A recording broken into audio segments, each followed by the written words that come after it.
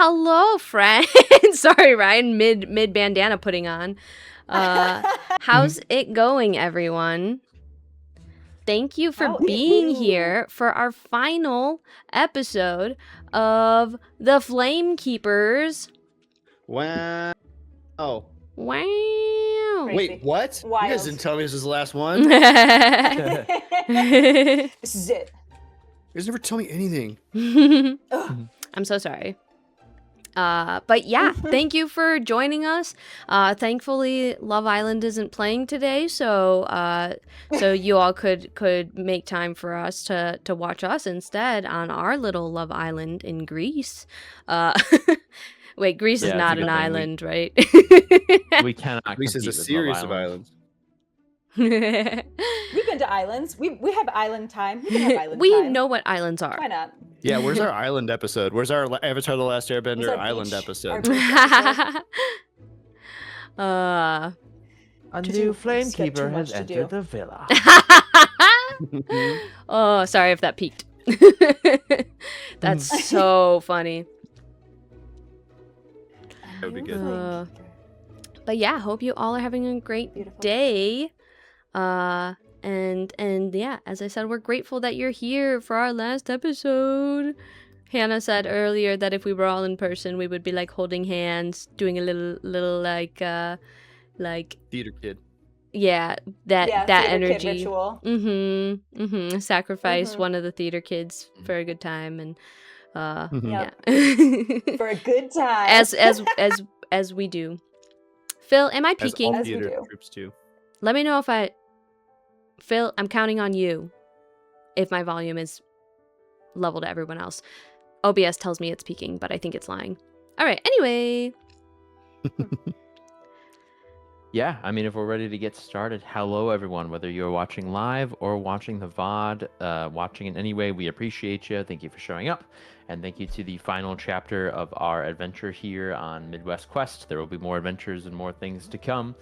Stay tuned to the socials for news of that. But for now, we are focusing on our actual play streaming series. Again, of just a bunch of friends wanting to get together, tell some stories, and play some games.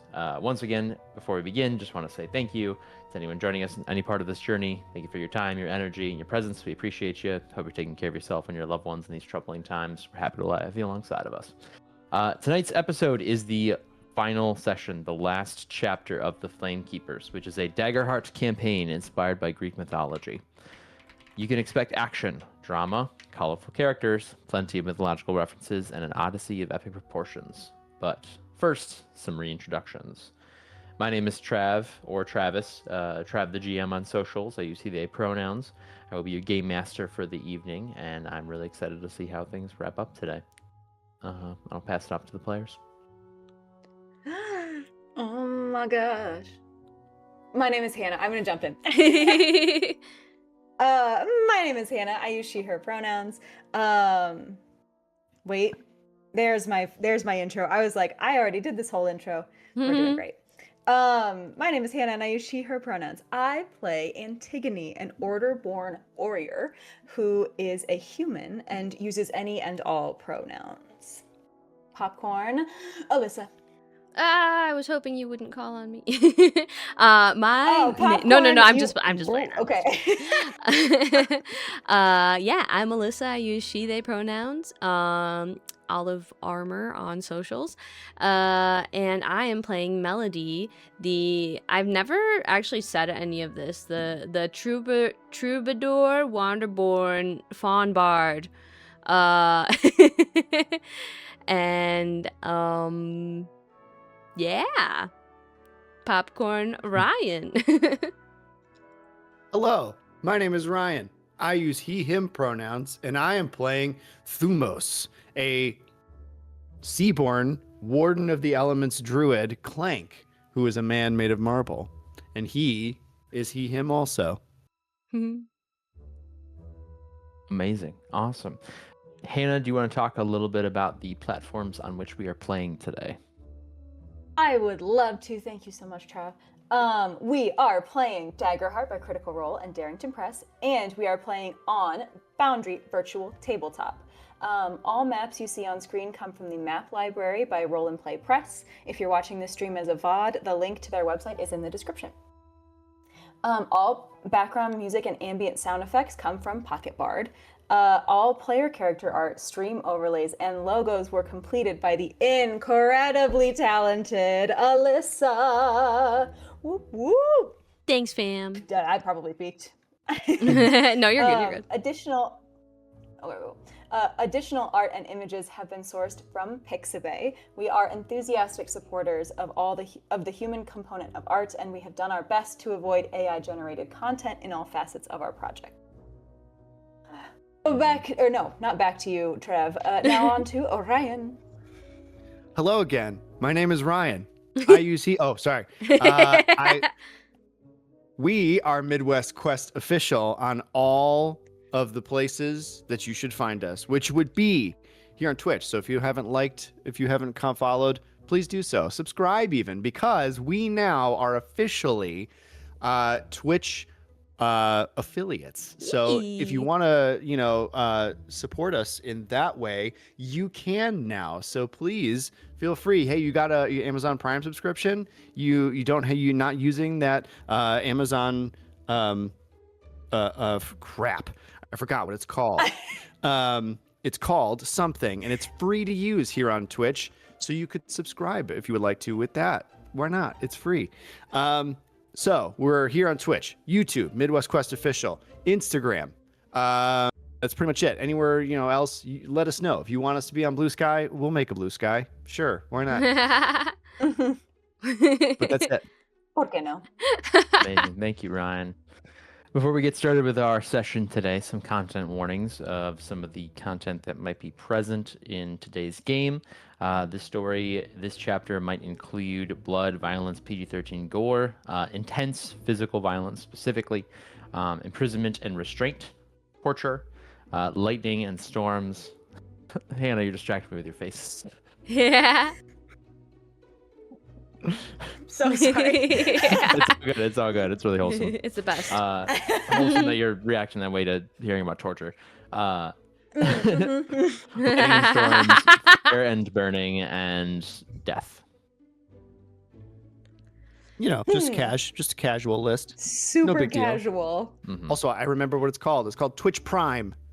You got a free Twitch Prime subscription if you are an Amazon Prime subscriber. So, You tell him. do what you want with it. Yeah. Mm-hmm. Excuse me. You All right, tell with them. that, you tell them indeed. With that out of the way, I think we're ready to jump in. So, let's get some ambient music going and get started with our recap. The year is 399 BC. The Olympians have abandoned ancient Greece, and its people are suffering under the rule of a militant Spartan king. The only hero with the power and renown to overthrow him is dying. Telemachus, the immortal son of Odysseus, is fading from the realm. The flame of his heart is flickering with the failure of the golden flame, the source of magic that keeps him alive. To reignite the golden flame, 3 agents of an order called the Flamekeepers have been tasked with seeking out Prometheus, the titan who first brought fire to the mortals. These agents are Melody, the bard, Antigone, the warrior, and Thumos, the druid. To free the titan from his eternal torment, they journey eastward across the Black Sea, toward the Caucasus Mountains. Along the way, the group has slain a hydra and liberated the village from its zealous leader. They uncovered the secrets of a city of stone and protected the last Gorgon from an Amazon who would have slain her.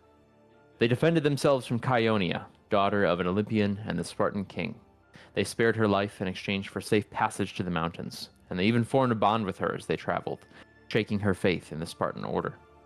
Antigone endured a duel with an Amazon leader for a chance to join their order. He lost and perished, but he was revived when Melody and Thumos delved to the underworld to save him, fending off ahead of Cerberus and making a difficult choice, keeping Thumos separate from his long-deceased family for at least a little while longer. At the outskirts of the mountains, Melody confronted Iris and stood up to her mother, Mnemosyne, the Titan of Memory. With strength in her identity and love for her allies, she fought back against the divine interference, and the Flamekeepers pressed onward into the mountains.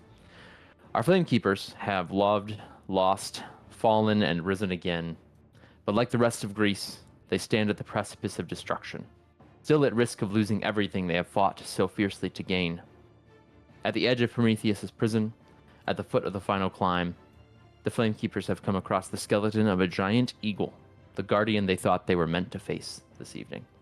Instead, something else lies in wait.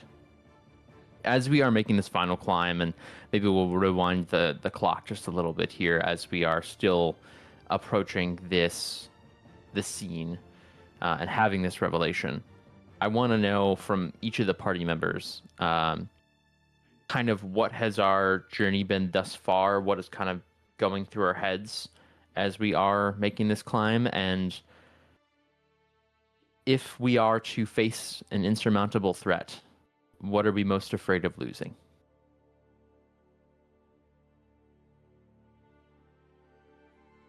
Should I go first? Mm-hmm. Please. Go ahead. Thumos is pretty determined in this moment to do whatever is necessary for this. He didn't kill Kionia, even though he really wanted to.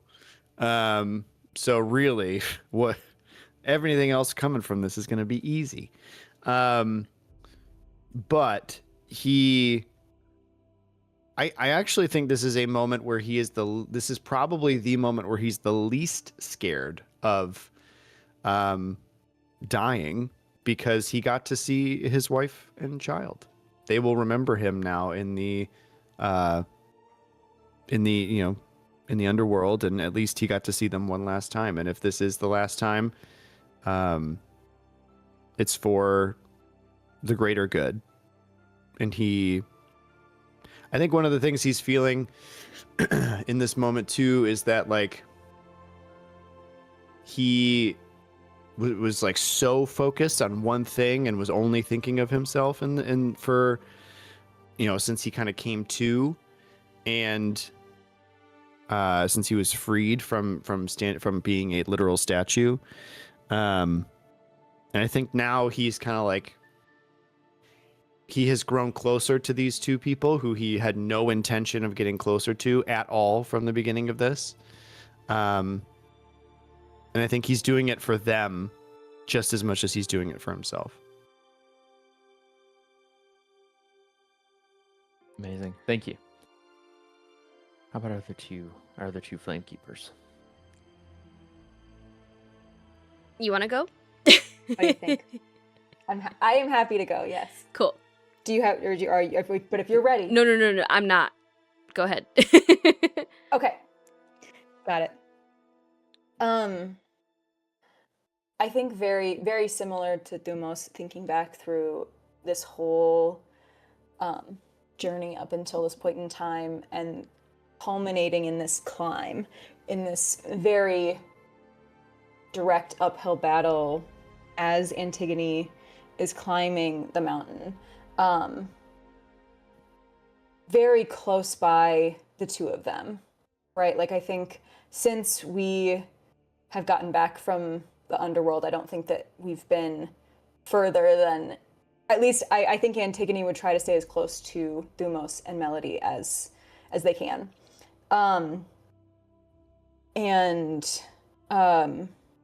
Very similar to Thumos, came into this with one goal, and that was to become an Amazon warrior, to prove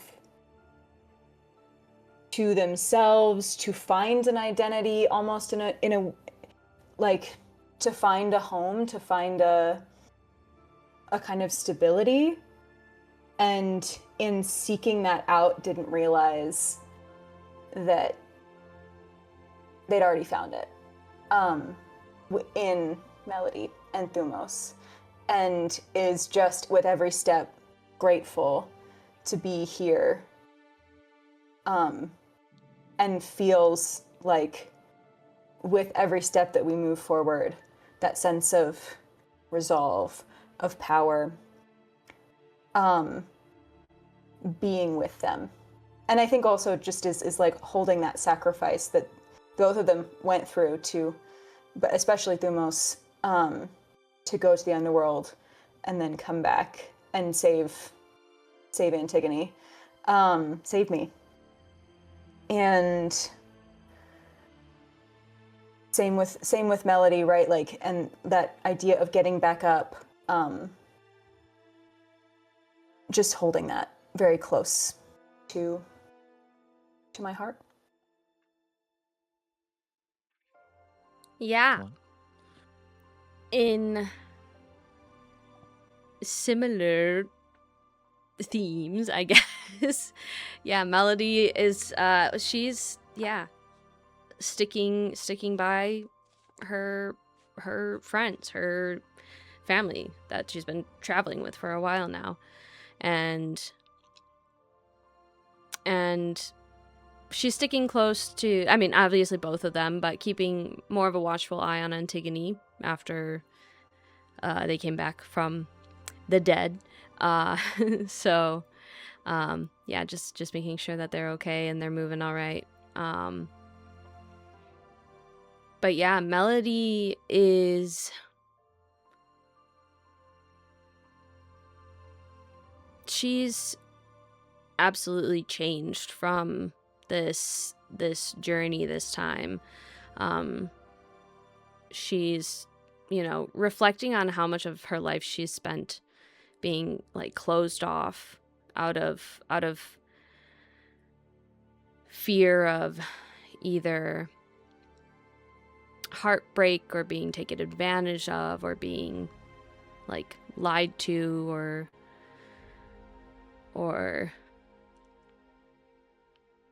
wanted for only one thing, and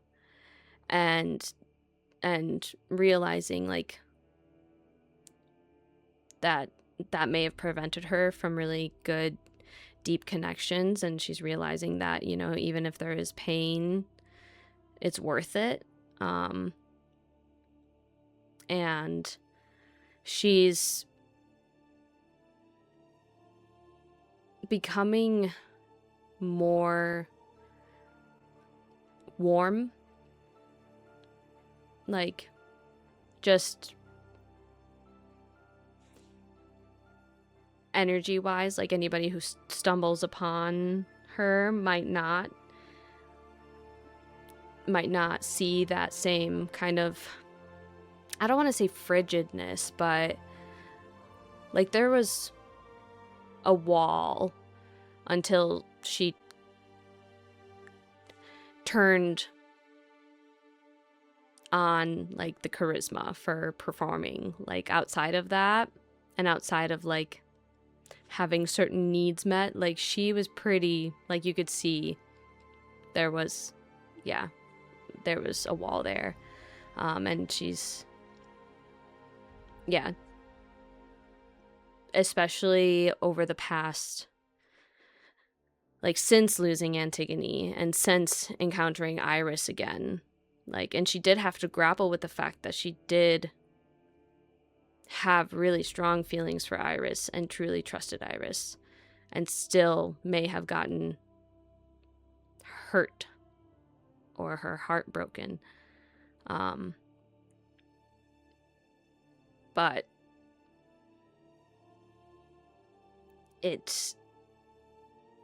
she's coming to the realization that like if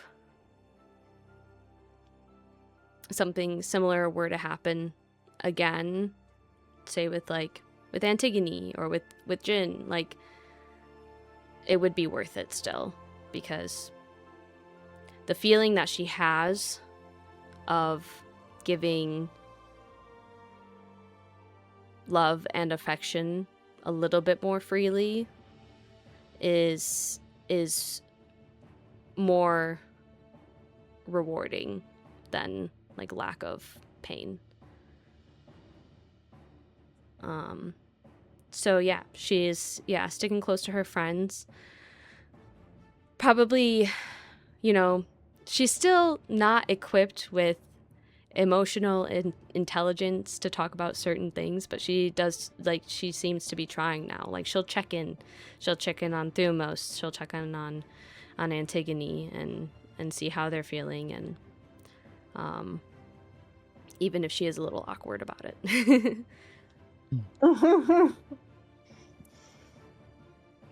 Excellent.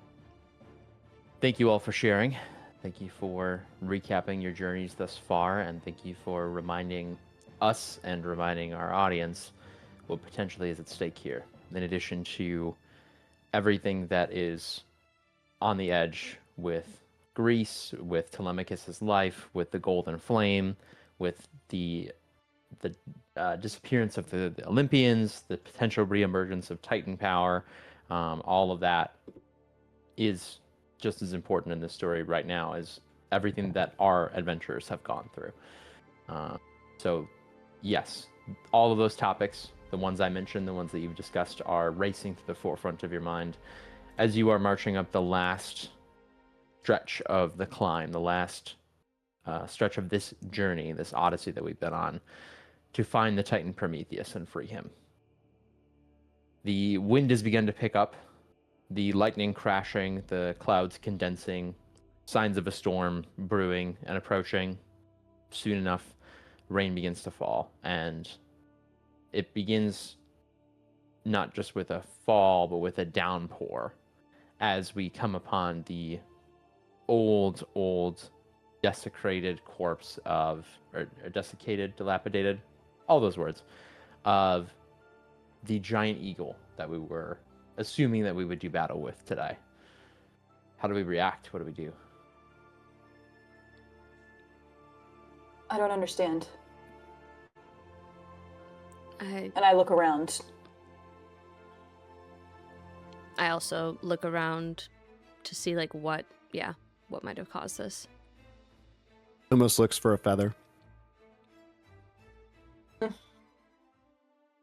You look for a feather, and you do not find one. It appears that this creature was killed long, long ago. Any biological matter beyond the bones, not salvageable at this point. So this bird has been dead for a long time. Seems so. Yes, Zatin will be very disappointed. Kind of You sad could bring for him a him. bone. That's a great idea. It's not a feather, but it's I don't know. Could be good. I try and find its skull if it's available, if it's still around. You look for the skull, and it is probably about 2 to 3 times your size. It is very large and very heavy. Well, I go and lay to the very tip of the wing and break off like an arm's length, and be like, "This will have to do." Excellent. Yeah, you Maybe- can add that to your inventory. Maybe Prometheus will want to reward us for freeing him. Maybe he can carry that. Perhaps. It would make Maybe. it would kind of make a very cool little house. A little It would, hideaway. actually, Mhm. yes. I'm concerned if the eagle is not here to deliver his punishment, then who is delivering his punishment? Is he even still here? Yeah. I'm concerned. We'll have to find out. I will say that the compass has been pointing in the correct direction, and you've known the compass to, Okay. have some knowledge that maybe you don't have consciously. Valid. Okay, cool. Mhm. Okay. I know that at the end of the continue on. last session, we also discussed the possibility of having a rest. Would we like to take the rest now? Please. Yes. Yes, please. Yes. Our final Short or preparations for long? whatever may be waiting ahead. I'm fine with a short. Short Have a rest. Short.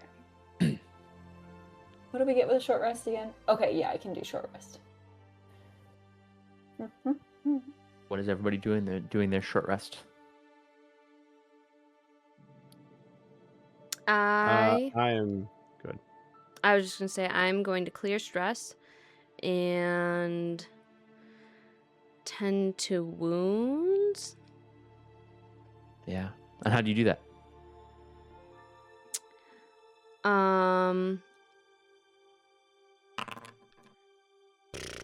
So to help de-stress, Melody will take her little instrument and sit and just try to write a little bit, write and sing. That usually calms her down. And similarly with that music, the magic is able to help tend to her wounds. Sounds good. Beautiful. I think Thumos is also. I'm clearing stress and tending to my wounds, and I think that for the wounds, Thumos is very. I mean, he doesn't super feel pain, so he kind of just takes more mud from the mountain and just kind of rubs it in and fills in the gaps of where his chunks have been taken out of him. But to clear away the stress, I think he just sits down and conjures up some flowers and conjures up some nature near him from Apollonia, his home island, and brings that here into this moment and is just breathing in and taking deep breaths and focusing immensely on his wife and child. Wonderful. I am clearing stress and repairing my armor. And I think I take off a lot of my armor, and I'm start, banging, pick my little repair kit that I have and I keep on me at all times. And I start pounding out the dents and and repairing different things like that. And I think at a certain point in time, as Melody is playing, I will start hammering the beat. That feels like Antigone. And we'll just be participating in that way. And we'll eventually come over to Melody and just hug her. Aww. Give her a really big hug. Yeah. Thank you. I needed that. Yeah. I needed it too. Thank you. Melody will I'm imagining that Melody's sitting and playing and Antigone comes up behind her and hugs her or something, but Melody's gonna get up and actually stand up and give Antigone the tightest, longest hug that she's given yet. And then Wonderful. And then she's actually also gonna walk over to Thumos and say, "Can I hug you?" At this particular moment or later? Well, I was talking about right now, but because I don't know how much time we have left, but if by the time you finish your sentence, he stands up and hugs you and brings you in. Oh. Thank you. Everyone gains one hope. Aww. That's great because I had 0. How many do you have, Melody? 3. How much hope do you have? You have 3. Okay. I will then go up to Thumos and clap him on the shoulder or like a bro. Dap it up. A bro hug. Yeah, dap up. Bro hug. Yeah. And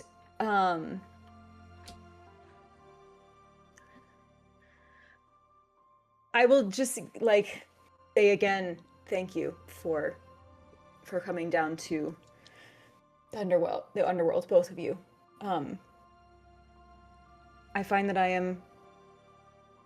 This is where I'm meant to be. Also, you're really good at singing, and I kind of point to both of you, but I point to both of you. But I'm going to use Soldier's Bond once per long rest when you compliment someone. It's a short rest. I don't think I've used this yet though. When you compliment someone or ask them about something they're good at, you can both gain 3 hope. Wow. Very nice. Dang. Very nice, guys. Yes, That's Very dope. nice. yes. I We're was gonna loading it up. The clanging and the singing and the playing just turns into a full Tarzan trashing the camp moment, which I can't sing here because stupid reasons. Because of capitalism. Because capitalism, but I would, and I'd sing it good. You're all hearing it. It's fine. How is everybody health-wise? You're all good? I'm good. I'm golden. Yeah. I'm good. Okay, cool. How are you doing I health-wise? realized I'm all good. I just remembered that I had soothing speech, so I was, if anybody needed healing, I was going to ask Travis if I could retcon that and, do that instead. But everybody's good, so no need.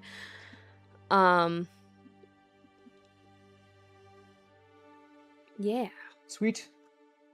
Yep. Wow. All right, and then at the conclusion of the short rest, I gain some fear, and I roll the 4. No. Rap. That's a Gosh. lot. Oofa doofa. Rap. Oofa The doofa storm begins to indeed. pick up. The downpour becomes an onslaught. You feel in your gut that your time is waning. Telemachus's life itself is waning. The golden flame is waning. Perhaps now reduced to a sputter of a flame. Maybe just a flicker. It's time to move Mm-hmm. and find out what's next. Let go. Onward.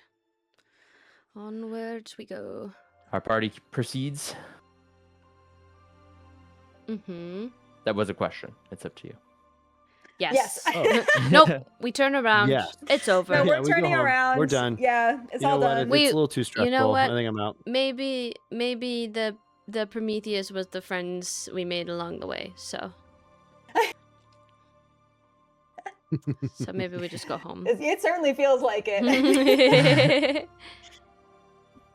All right. So our party climbs at the last stretch of this mountain here, and we reach what is essentially a stone bowl at the top of the mountain.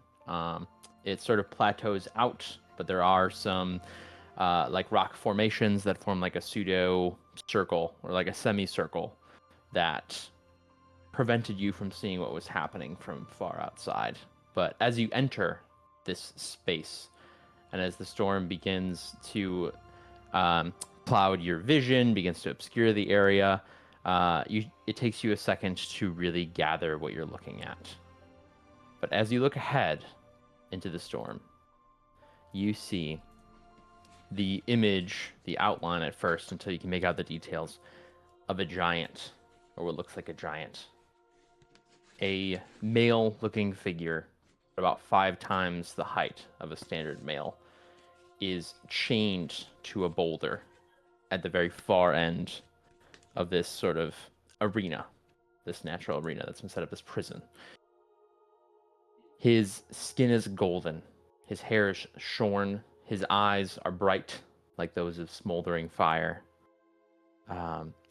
There is tattered clothing that he's wearing, though it has been long ripped away around his abdomen, which is now mostly scar tissue from top to bottom.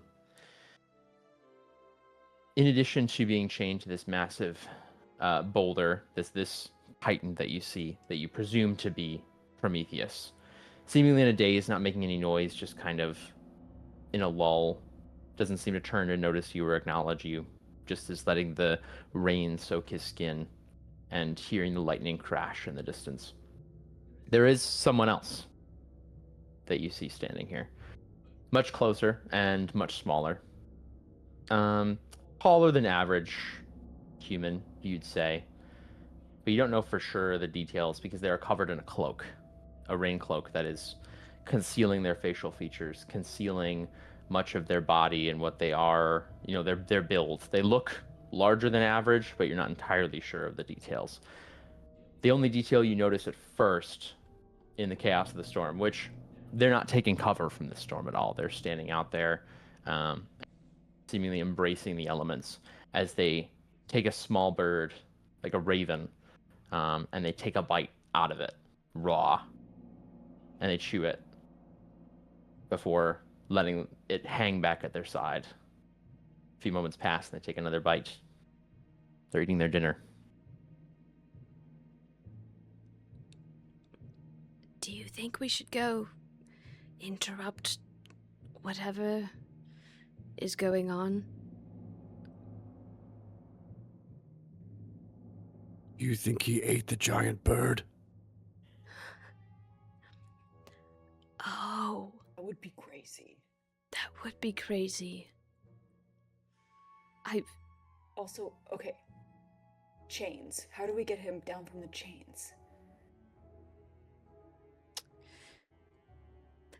In our prep for this mission, do we get any tips on how to unchain him?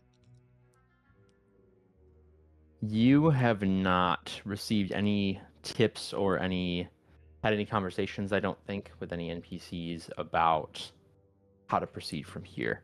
Can you make a quick knowledge roll for me to see if maybe this is something you researched previously?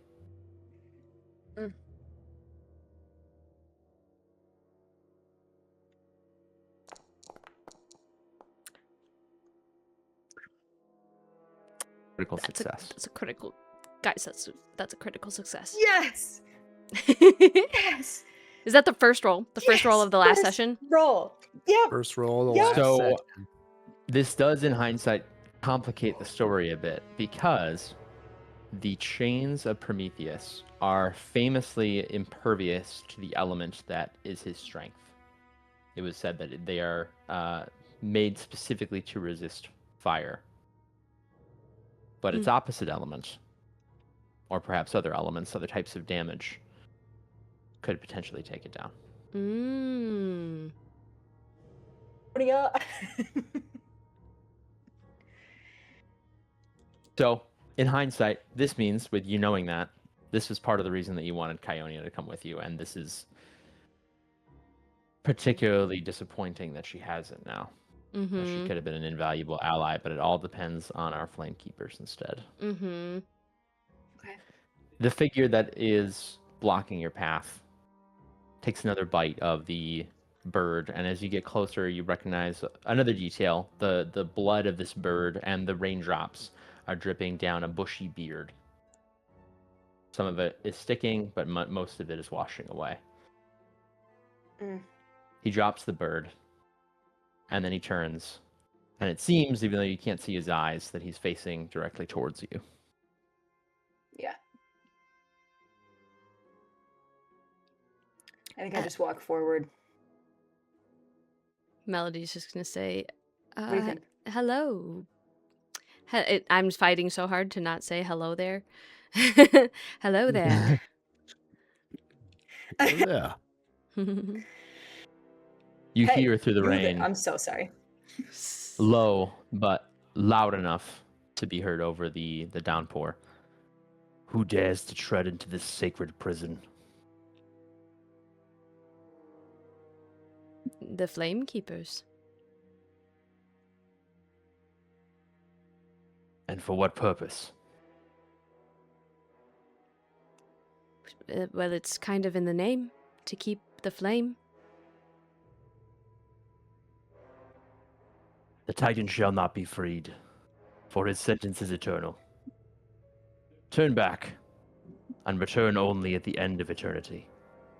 Perhaps then, justice can be done. How do you know it isn't the end of eternity right now? Because I've been praying for that day for a very, very long time. Well, And my prayers have congratulations. yet to be answered. Yep, nope, that's why we're here. Congratulations, it's the end of the days. You can go home now. Goodbye.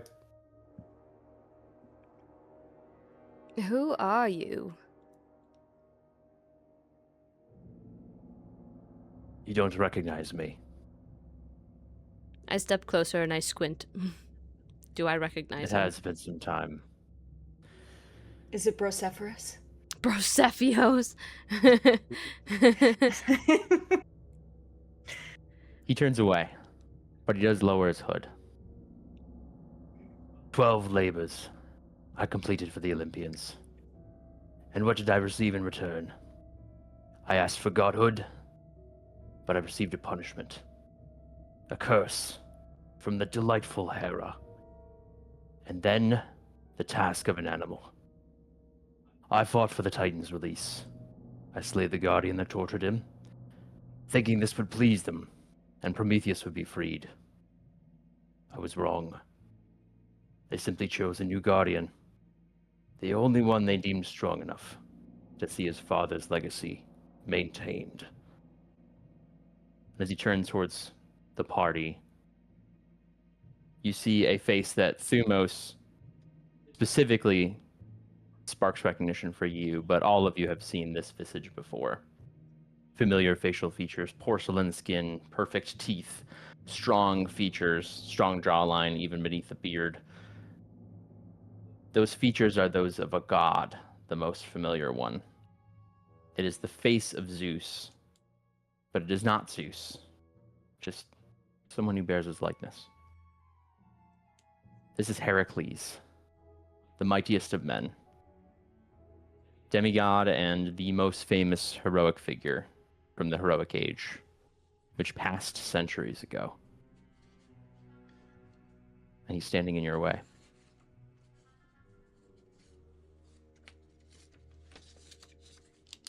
It was Heracles. Heracles? Sorry. Mm-hmm. Okay. Sorry, go ahead. I am of a similar likeness to you. I have also been cursed by one of the gods for a crime of doing nothing, of living a life that the gods wished me to live. My wife, my child were taken from me in a manner that is, in a means that is as cruel as what they have done to you. If he is freed, we can make a difference on this earth. You, the tasks you have done, the deeds you have done, will live as a human effort, as a human entity. Help us in this endeavor. Do not stand in our way. Help us. You have been forsaken by them, your own father. Help us in our task. Perhaps I would have a few centuries ago. I cursed the names of the Olympians. I cursed the name of my father for everything he had done to me, and for this trivial, meaningless charge that was imposed upon my life.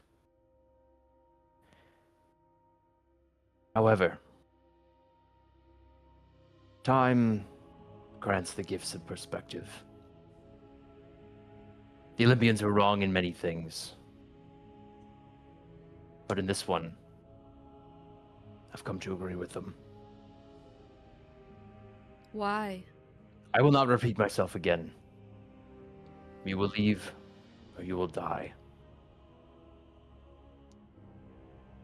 Then we will die. You are not the only one who time has given perspective to. And I shake off my Jedi robes, ready to fight.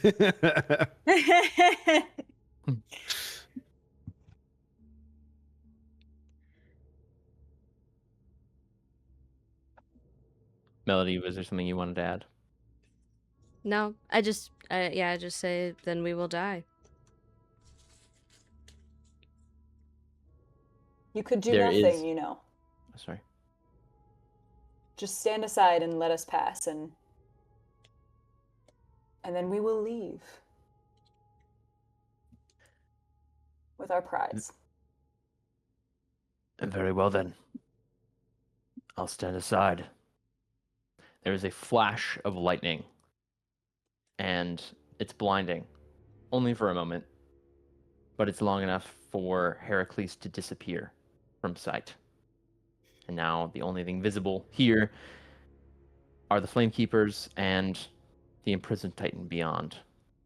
There are a few places where he could have potentially slipped away, a few craggy rock formations that could potentially be hiding him. But at the moment, you can't see him. He's unaccounted for. I would like to charge forward, please. Okay. Sounds good. I will go ahead and place our tokens on the map here. Wow. We just walked up the staircase. Feel free to place yourselves where you feel is appropriate. Yeah, it seems good. I like it. Yeah, Melody's gonna like just kind of take up the rear because she's aware she's squishy. So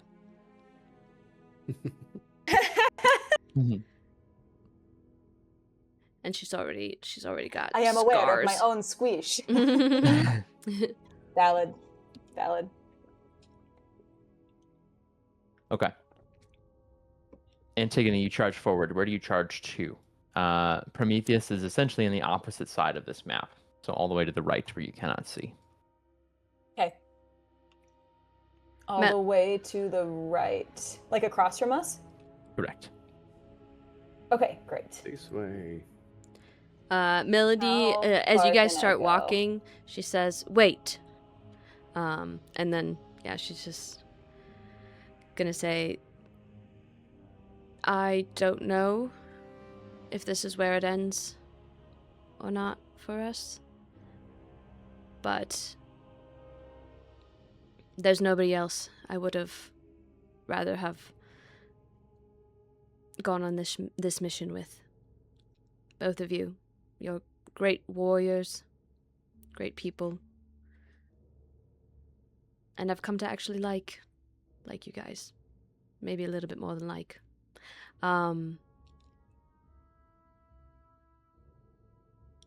But if anything's gonna keep you going, it's gonna be this. Just remember, you're a bad bitch. Repeat after me. I'm a bad bitch. I'm a bad bitch. You are a bad bitch. No, Thumos, you did it wrong. I'm a bad bitch. What? Say it like Yes, you. yes, you are. For I your, don't understand. For yourself. Say, I, Oh. Thumos, I, Thumos, am a bad bitch. am a bad female dog. All right, close enough. And then she's gonna play a little ditty, a little rocker ditty on her thing, and everybody's rallied. Okay. Woo! Okay, sweet. Dun, dun, dun, dun, dun. Dun, dun, dun, dun, dun, dun. Oh, I can't do that. Oh. 'Cause capitalism. How far can we run again? You can run anywhere within close range. Or if you sprint, Close you have to make an range. agility check to move safely. I think that I have something that lets me, but I think it is in my loadout. It is in my loadout. Okay. So yeah, so everybody... Your loadout means you can use it. Your vault means that you cannot unless you swap it out. It is Cost in my some vault. stress. May I swap it out? Yeah, you just spend the For a stress. cost. The recall cost is 0. Oh, excellent. Yeah, you can swap it out with something. Beautiful. Yay. Okay, great. Well, that's done. Phil said, I can now move. Meanwhile, the boss is just watching What'd all he of this. Sorry, me talking about the bad bitch thing. Yeah. And then I'm just imagining Prometheus being like, I'm a bad bitch.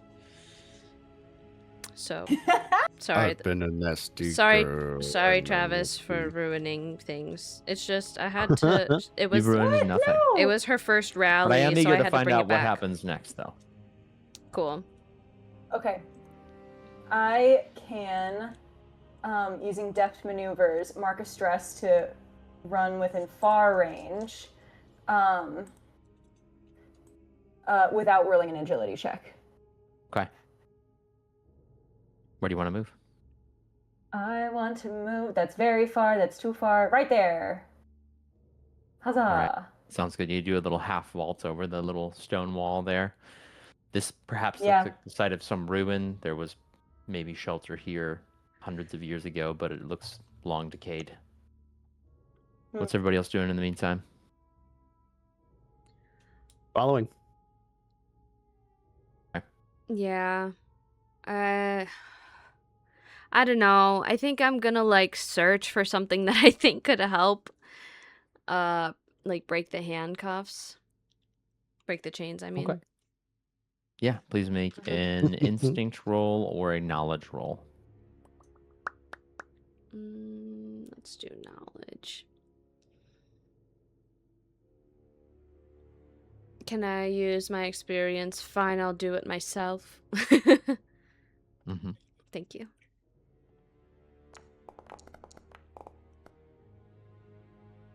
Oh, dang. Dang. Oh, 22 with beans. fear. That is a success with fear. What do you find that might be helpful in this instance? I didn't think I'd make it this far.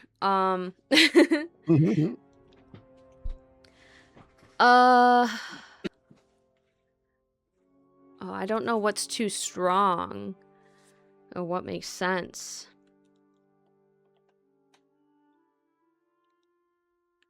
Let me know I if you think- want help or guidance or feedback on a specific idea. I think, yeah, is it, can I get feedback on an idea of like an incantation that could potentially turn like a fire spell into an ice spell? You move up to one of those rock formations that's on the map, just so I know where we're finding this. Mm-hmm.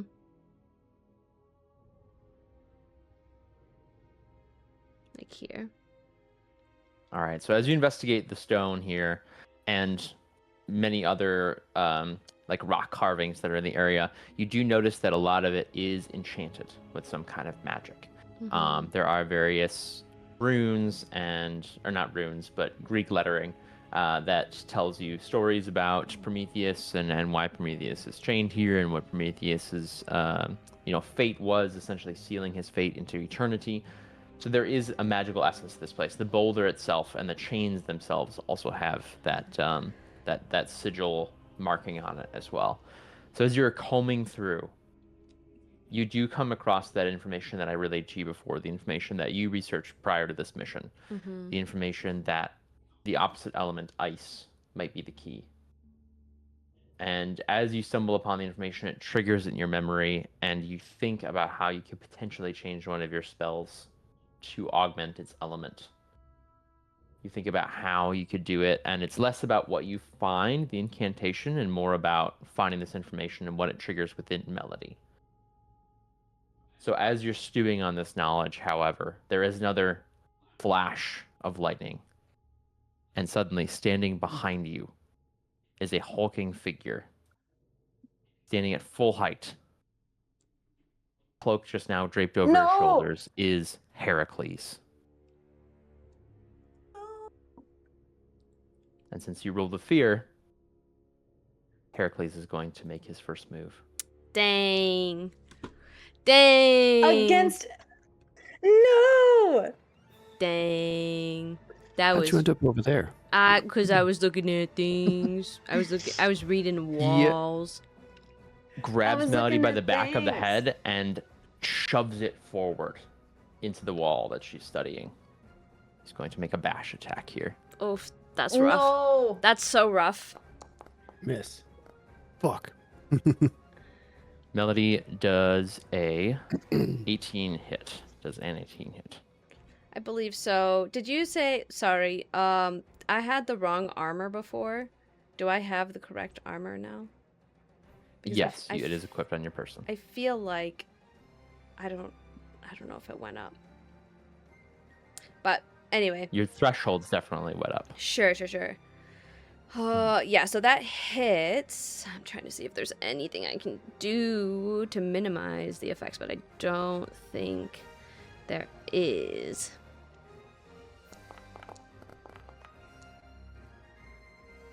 Melody, you take 18 physical damage as your head smacks into the wall that you were studying. My ears are ringing. 18. What kind of wound is that for you? It is a major wound, so I'm gonna take 1 armor slot and 1 HP. What is the reaction from the rest of our party? Not necessarily your turn yet, but I just want to know, how do we react flavor-wise? A turn and get ready to engage. Okay. I turn and scream Melody. Yeah, you All right, see as her. the She's two of like you- dazed. She's like, she lets out like a, ugh, and she's like, yeah, like dazed from this. As the two of you rush over, he grabs Melody and throws her to the side. So he's going to cast her this way. I'm spending a fear to activate his relentless feature. And that is going to be another bash attack. This is only a 6 to hit. However, he has a feature that might be familiar to at least one of you. Nope, no, however. Yeah. When Heracles makes an attack, the target's evasion is halved against that attack. Does a 6 hit in that instance? Is it like a meet it beats it situation? Because that's 12. Correct. So half is 6. There's going to be 15 physical damage as you crash into the stone there, and you are still in that daze. Play returns to the players. Wait,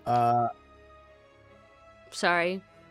I don't know why I'm forgetting this right now. So if the number after minor is 12 and the number after major is 21, is it still major? It's major damage, right? Correct. Okay. Because it's between 12 and 21. Sounds good. Oofa doofa. It's fine. Everything's fine. I would like to cast Death Grip and try and restrain him so that Antigone can come and beat his ass. Very cool. I like it. Go ahead and, yeah, if you have to make a roll, go for it. I will. So there it is. Yeah, I'll pull him to. I will. Wait, what am I doing? Oh gosh, words. Spellcast roll. Pull it into melee range. Oh, choose one. Okay. Yeah, I'm gonna constrict the target. Okay, constrict. Oh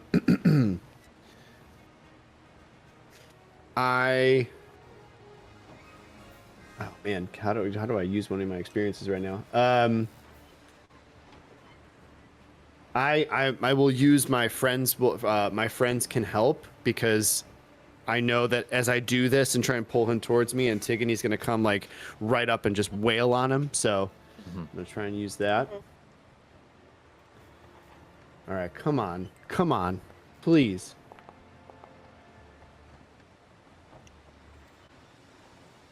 Does a 12 hit? You rallied. You Yeah, you rallied. do. I am rallied. You are rallied. And I read a 15 with fear. Oh, 15. I'm gonna use my rally. This is important. Wait, what kind of a die is that? I'm sorry. Is it a D8 now? Yes. Yep. Nice. All right, here we go. Come on now. You got this. You got this. So 18? Okay. Okay, 18. 18.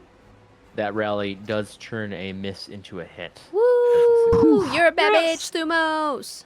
Spellcast roll. Target and force them I to am a mark bad 2 bitch. stress. I am Okay. a bad bitch. Please describe for me how Heracles is restricted by Thumos' spell. I think I'm gonna taunt him a little bit by it's like reaching down into the ground. These vines just reach up and grasp an arm, and grasp each one of his arms, and just like pull his arms down. So he kind of has to be like kneeling. And as I do that, I say, "Now it's your turn to feel what Prometheus feels." And yeah. And I'm reading this and it's a little confusing to me. Does he mark 2 stress and he's restrained, or is it one or the other? On a success, vines reach out, causing the chosen effect and temporarily restraining the target. Does it also mark the other option says you constrict the target and force them to mark 2 the stress? chosen So effect both is things happen. constrict and force them to mark 2 stress. That's what I'm choosing, and then and it Got it. temporarily restrains them. Got it. Thank you. All right. Yep. Did roll with fear. It is his turn here. I always roll with fear. He is restricted, and I want to honor that, so he's not going to spend a fear to immediately undo that. Let's see what we can do here. Because he's just kind of just reacting to it now. He doesn't necessarily know that he's locked in place. He is going to, since he was locked in place, make a war cry. So he beats his chest and yells out into the storm, and it resonates through all of you. I need you to all please make an instinct reaction roll.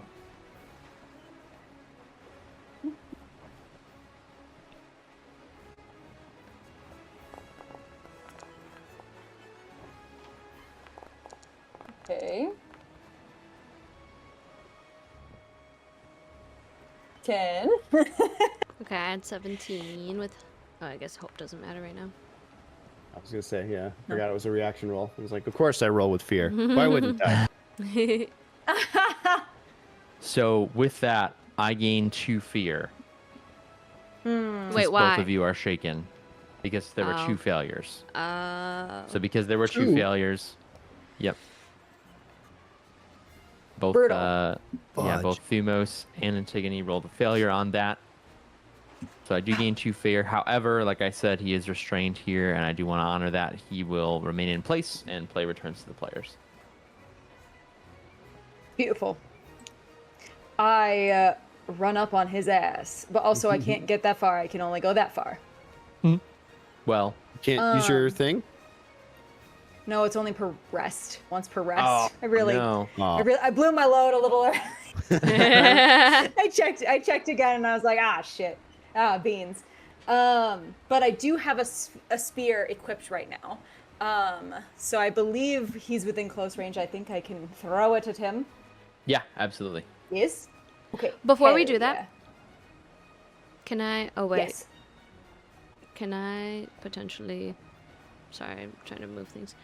How far is this? This is close. Okay, so I can still do it from here. Can I use my epic song to make him temporarily vulnerable? Yeah, absolutely. Cool. Cool. I'm like getting ready to gear up, and I hear your song, and I go, wow. Yeah, she's like taunting him, bringing up daddy issues, to make him catch him off guard.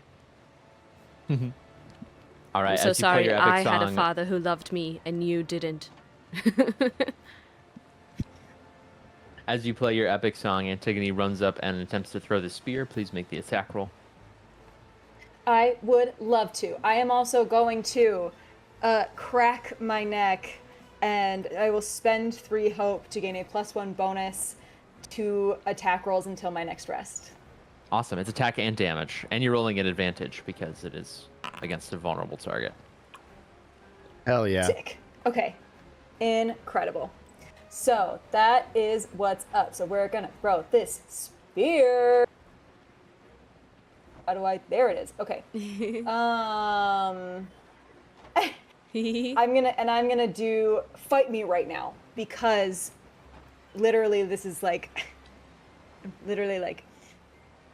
why are you fighting Melody? Like, fight me. I'm so small. and I have so small, and I have advantage. So we should get this should be a really big boy roll. Yes, big boy roll. 20 with hope. That is a success with hope. Please roll your There damage. it is. There it is. Yes! There she is. That bad bitch. That bad beach. 24 damage. 24.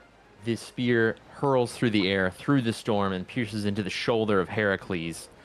However, it only seems to graze him. It seems to just hit the outer muscle. He does pull the spear out and toss it to the side. It is just a minor wound, but play still belongs to the players. Melody, does my epic song count as a thing that I did? So can I move? Or no?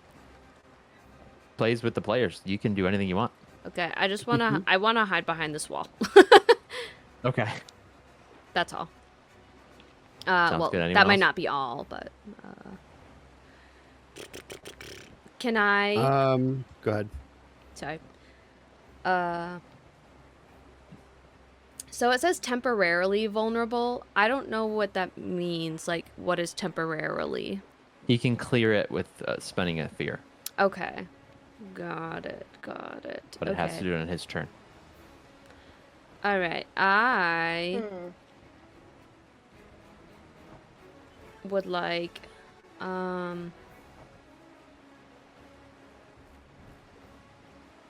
want to use the scepter. I'm trying to figure out.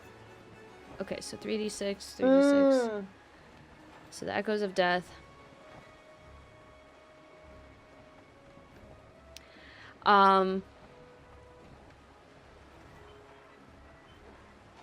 Yeah, I would like. I can attack from far with the advanced scepter, right? Yes. Yeah, you can cast a spell. Okay, and that's the regular attack, correct? Versatile attack is melee. Okay, Yep. cool. I would like, to attempt to attack him with that. Sounds good. Please make the attack roll. All right. Hell yeah. All All right. right. Do I want to use? I'm not going to use my rally yet.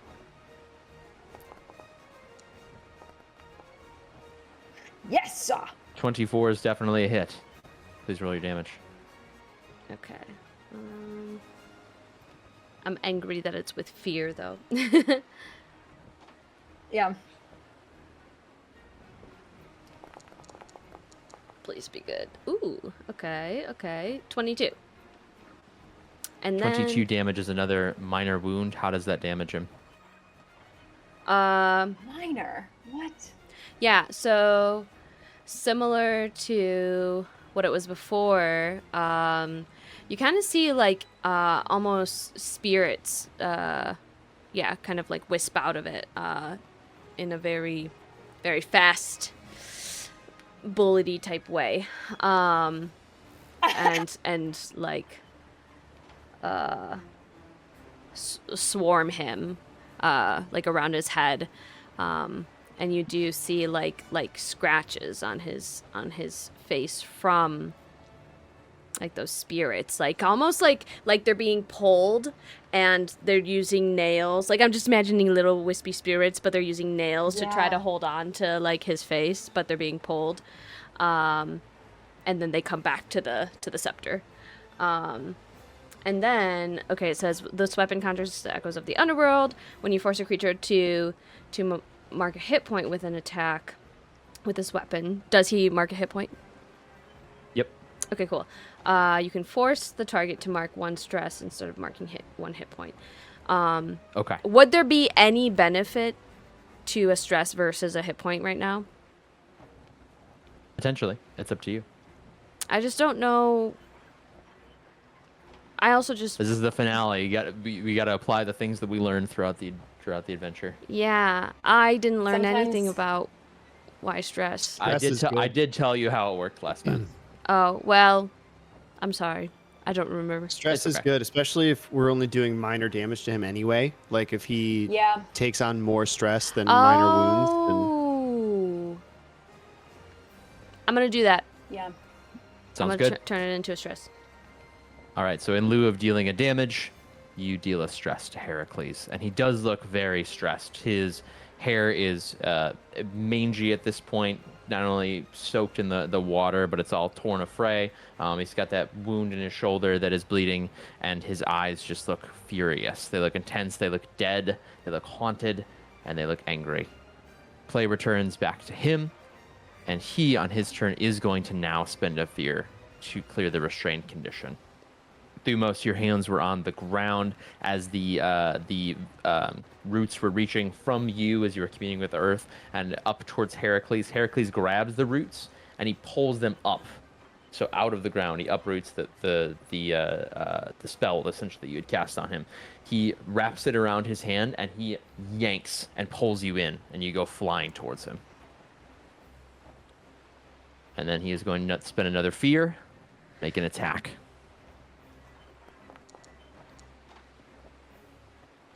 All right, that is a big number. I think it's a hit. Yep, 22. Yep. Gonna roll damage. There's gonna be 16 physical damage. That just hits my major. Dang it. Okay. So I will take 2 HP. All right. And then I am going to spend a fear. And I am going to have him attack again, because I can do it up to 3 times. And he's going to grab Thumos and charge with him. So both of you is essentially grabbing you and pushing you towards the team, and is going to run into the other 2 of you, trying to essentially bowl you over, using Thumos as the battering ram. So that will be an attack against everyone within range here. He rolled a natural 1. Yes. Nice. That being said, well, No. natural 1 is a miss. It's a critical miss. I won't make you divide it in half and do your math. and such. No. With a natural 1, there is no issue there. Our party does not take any damage, and he essentially just moves into melee range with you. He is still vulnerable, and play returns to the players.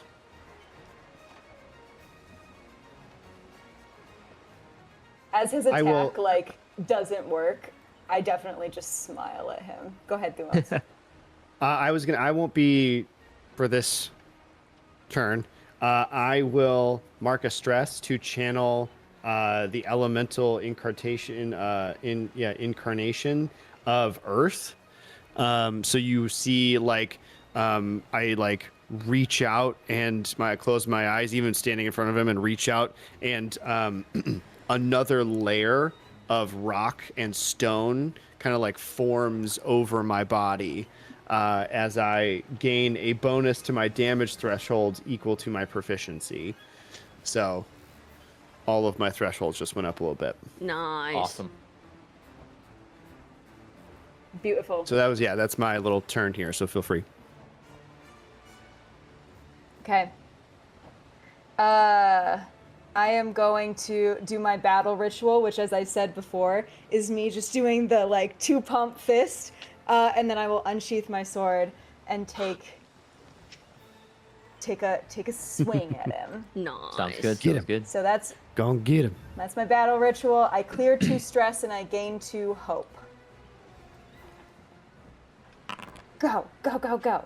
Do the thing. Do the math. Come on. Okay, I had to do it manually. That's fine. So I will hit him with my sword. Sword. Sword. My sword. I don't think I'm going to use any of my experiences right now. But I do have advantage yet because he's still vulnerable. Correct. Okay, okay, okay.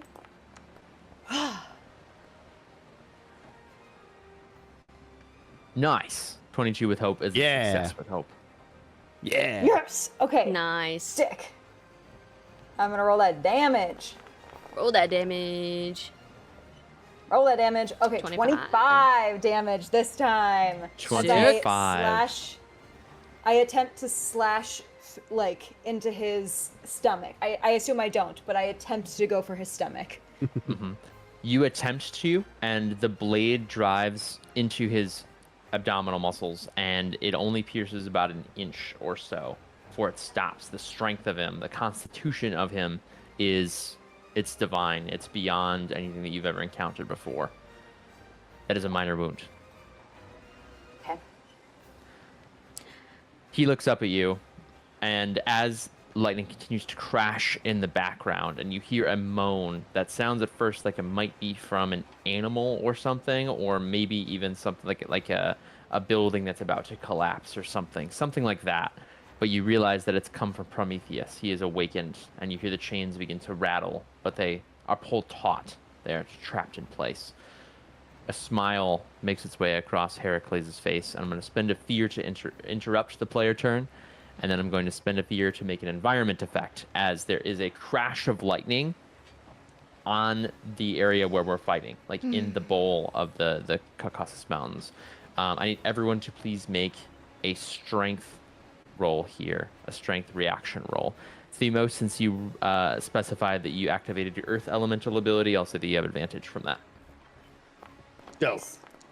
I'm gonna use a hope. While I am a dancer, for my experience, if that's okay. Of course.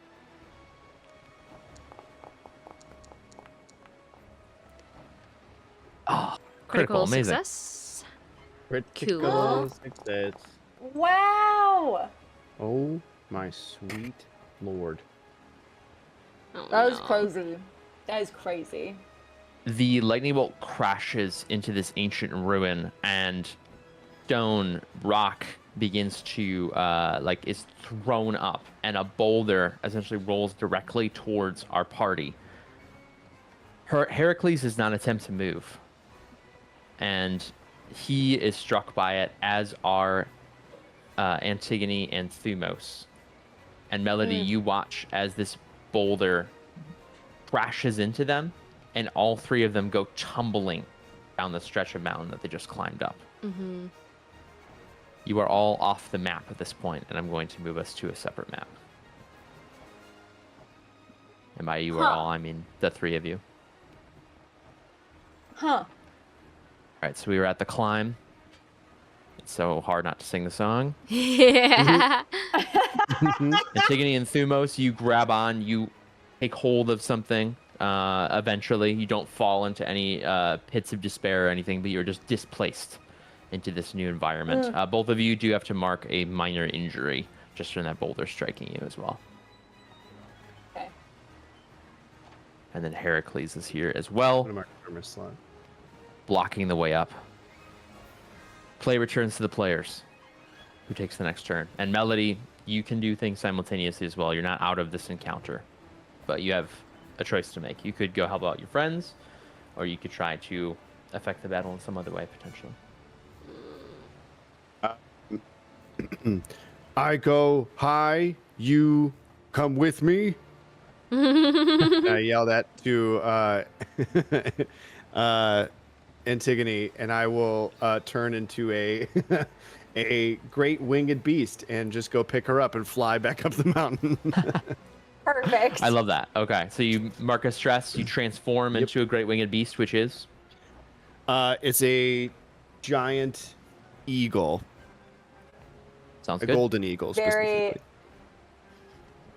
very thematic. Mm-hmm. All right.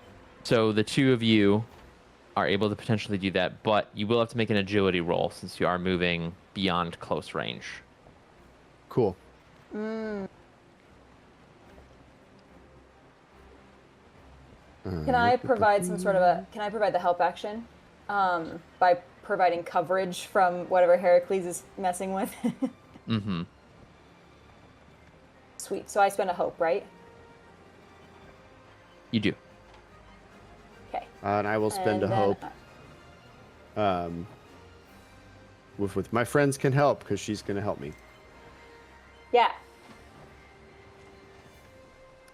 This is a full duality roll, correct? Correct. It's an agility roll. Agility. Okay. Surprisingly, I don't have any benefits to that from being a giant eagle.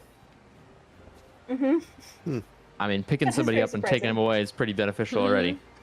Yes, that is true. Let's see if we can escape the clutches. Goodness gracious. A But 16 you get. with fear. I'm gonna roll a d6 as well to add. Yeah. Oh, okay. Great. Okay. 21 with fear. 9. Yes. A 16 with I can fear do- would I have can do. failed, but a 21 with fear does succeed. So you, after turning into the winged beast, swoop over and grab Antigone. Heracles picks up this massive boulder that just ran into you, all of you, and attempts to throw it up after you to try to knock you out of the sky, and you dodge swiftly out of the way before sweeping back down and move back over to the ruins map. What do we do next? Oh wait, no, you rolled the fear. My bad. Heracles is just going to spend his whole turn dashing to get back to the ruins map as well, and then play will return to the players. Can I like Melody will struggle. She'll want to go help you guys. But then she's decided the best thing that she can do is try to free Prometheus right now with what's his face not here. Heracles. So she is going to run over to him. Is he close? He is, I believe, very far. Let's see. Yes, he's off the map to the right, so he's very far to reach the edge of the map. Can I move that far or no? You can move up to far range if you make an agility roll. Okay. All right. I'm just gonna quick see if there's anything I can do to move faster, but I'm pretty sure there isn't.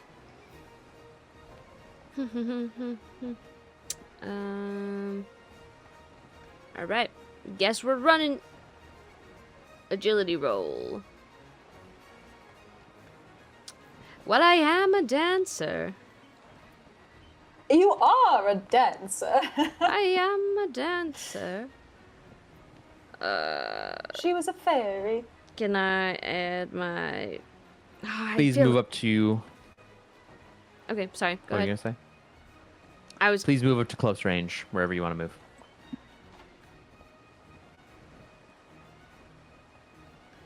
Okay, there. And like All as right, I'm... You move up to... Sorry, as I'm running and stumbling, I'm like trying to rack my brain, trying to remember. I have like flickers of turning like a flame into like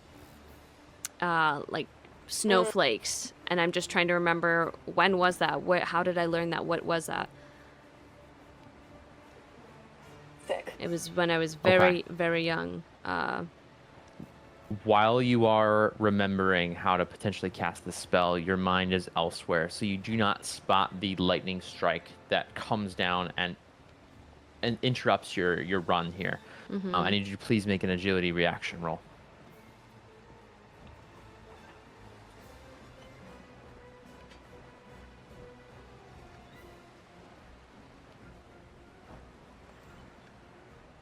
Well, I am a dancer. You are a dancer. 15. All right. So you are pushed just off to the side here, as there's another explosion of rock. And then you are going to take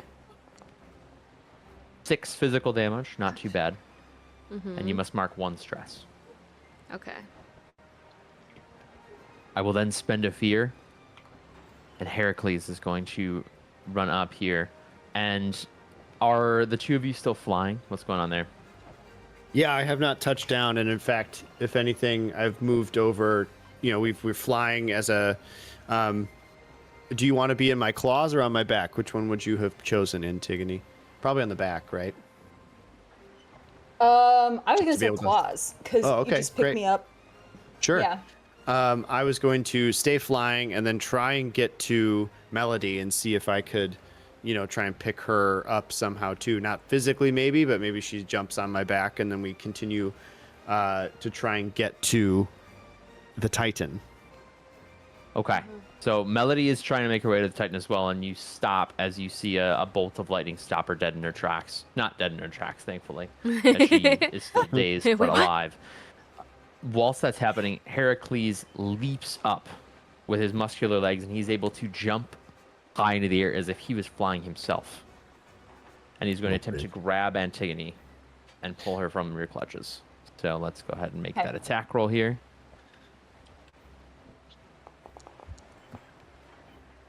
That is going to be a 23 to hit. So close to not hitting. So close to not hitting. And it's 15 physical damage.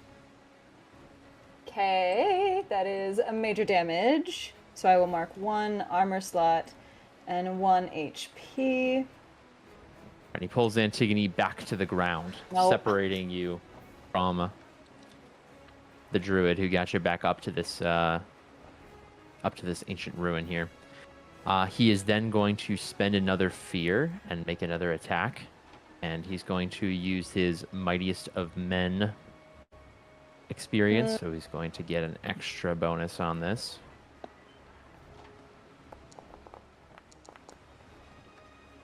He did not need it. He rolled an 18. That hits me. And with both hands, he clubs down on Antigone, and that's going to do some damage here.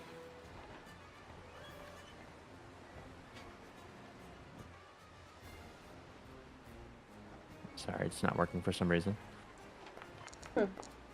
Doing it manually. 14 physical damage on that. Okay, so that is my threshold between minor and major. So does that tip into major? Correct. Okay. As he is yeah, dealing the punches me damage and I just here. go.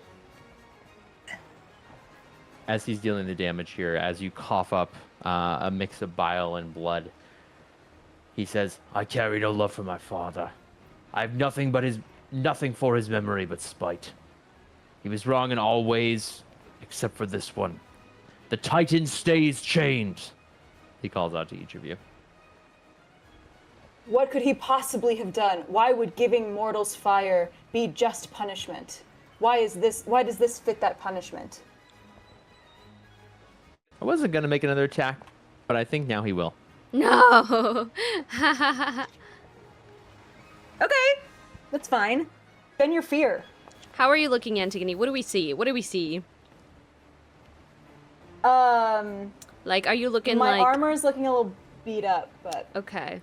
I was gonna say, are you looking I'm like looking okay. Amazonian fight? no, it doesn't. Does a 13 hit It's not considering that Amazon. We're your... nowhere near. Does a 13 hit considering your evasion is halved? Yeah, it hits. Has it gone away? Yeah. It's every attack. He is just so well trained and so experienced, much like the Amazon that you fought before. This is a very similar stat block. I wanted to give you a chance for redemption. So that's going to be 13 Thank you. physical damage once again. And then he is out of relentless moves. Play returns to the players.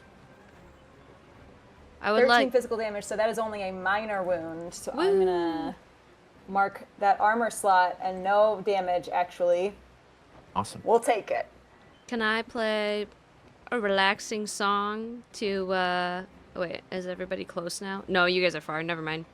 I cannot do that.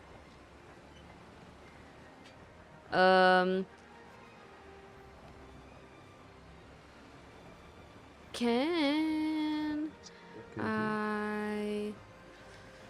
Okay. How far? That's far.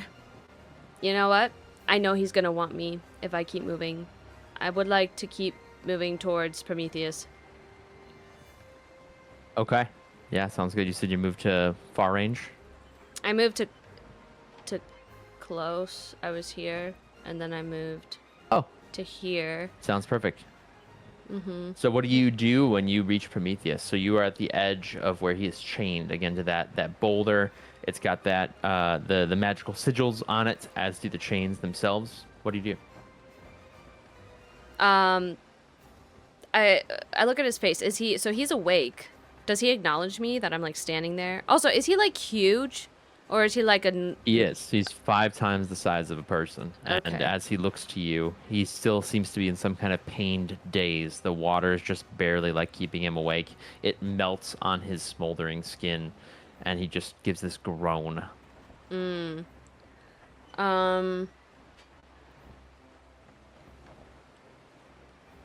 Okay. I would like to analyze like the runes around him.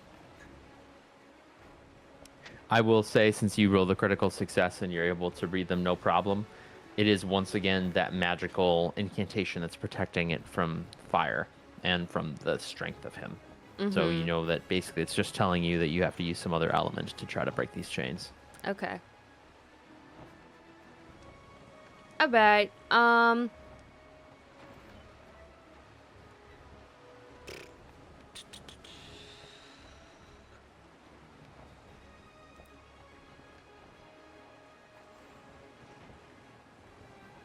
I am going to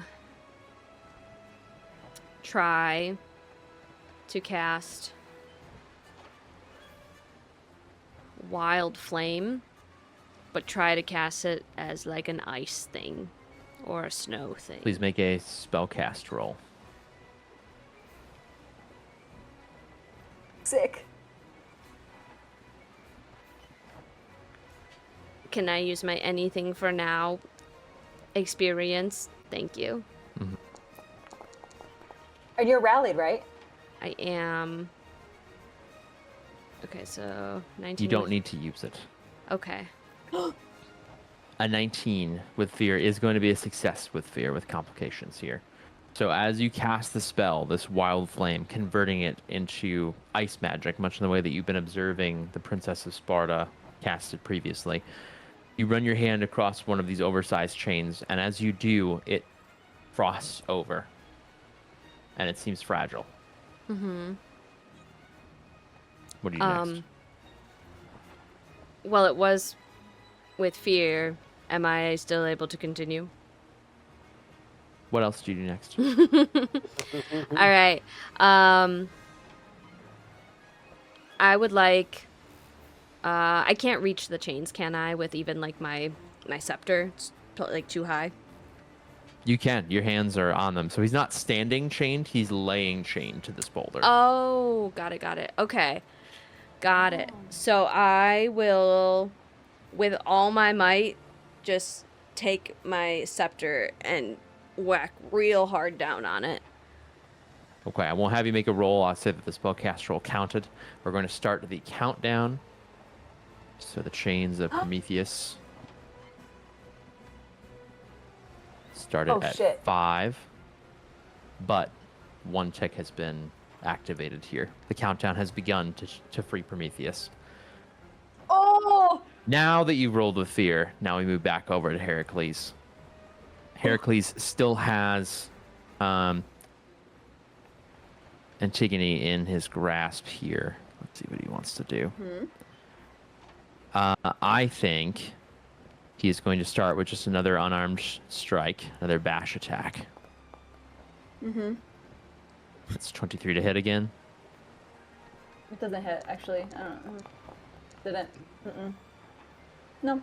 It's going to be 22 physical damage. What does that look like now? Major. Okay. So that my armor is now completely dented in, and I'm at about half health. Okay. So he sees that you are hurting, and he takes advantage of that. He's going to pick you up, and he's going to try the same maneuver that he did with Thumos before, but rather than driving you into your allies, he's going to drive you into a nearby pillar, into this nearby craggy rock, and attempt to break it with your body, and is going to try to make it fall onto Thumos. So let's see here. I'm flying. That will cost me an action, so it should be easy for you to dodge it then. Okay. As he has to mark a stress to do so. And close range. All targets in very close range of the child. See agility reaction roll. Okay, I need an agility reaction roll from both of you. Thumos, you have advantage.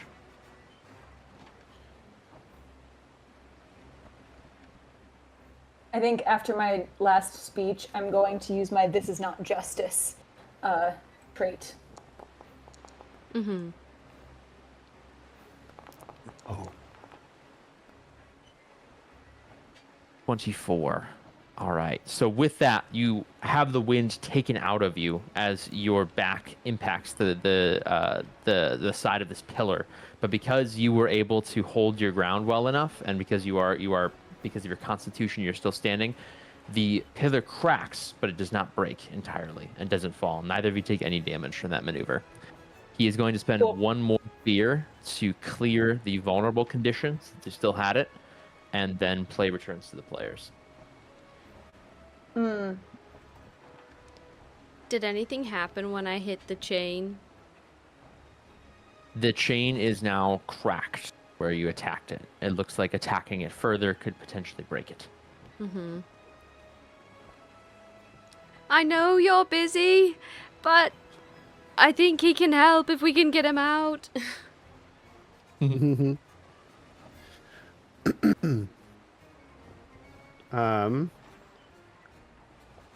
I will I'll pop out of giant eagle form, and I'll tell Antigone, "Go help her. I'll deal with him." And I will spend another stress to turn into a wait, I said spend another stress to turn into a I think this is just cool. A saber-toothed tiger, just a massive tiger. Just get my Power Rangers on, like saber-toothed tiger, and then I just turn into, one. I have to announce all the animals that I turn into, like a. It's wild shape time. Ay, ay, ay, ay, ay. Great. And then I will go viciously maul him. Okay, sounds good. Yeah, Oh, yeah. please roll an attack. All right. So this is strength, and I have a +2.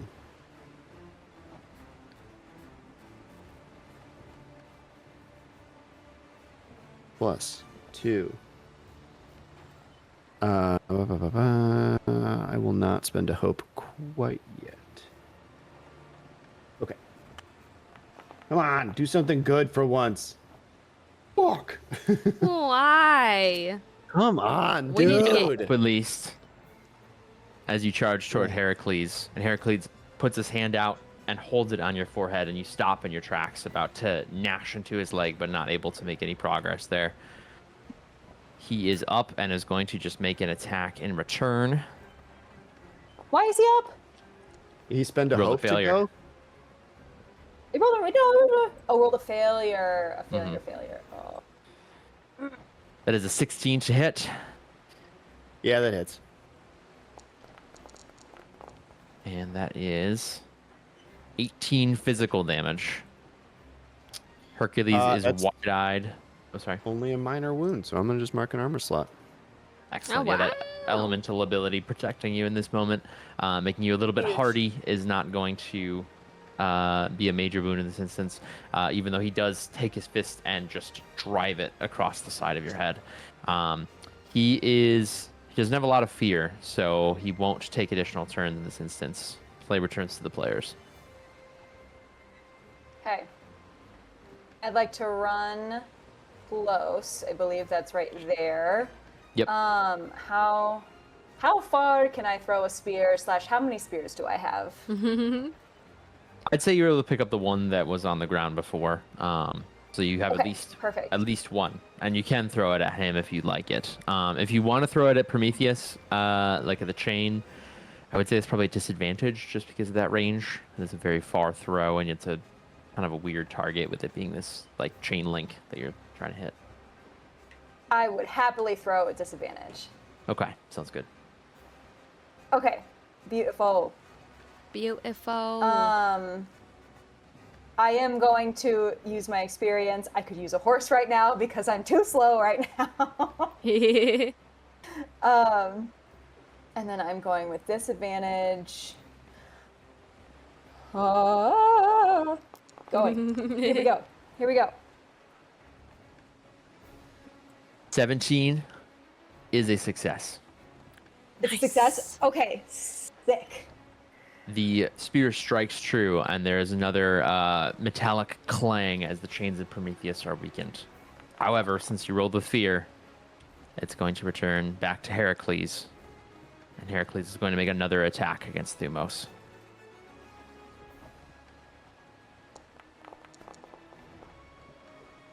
Oh. All right. That is a 21 to hit. Bash attack. That will be 10 physical damage, and he is going to clock that the rest of the party is moving towards Prometheus. He's going to move as part of his turn, and then he will spend a fear, and he will attempt to grab Antigone and pull her back down to the ground. Fine.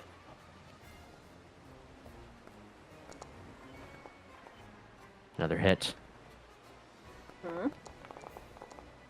He grabs Antigone from behind, lifts you up, and then slams you onto the ground behind him. Just to block your path and prevent you from assisting Melody. And his head now turns to Melody. And it seems that his intention is going to be moved to get her. He can move within close range as part of that second spotlight. But then that is going to end his turn, and play returns to the players. I would like to hit the thing, if that's okay. I want to hit the chain. Okay. Yeah, do it. Is it just a versatile attack? Yeah. Versatile attack. Alright. Giving it everything that I got. Anything for now.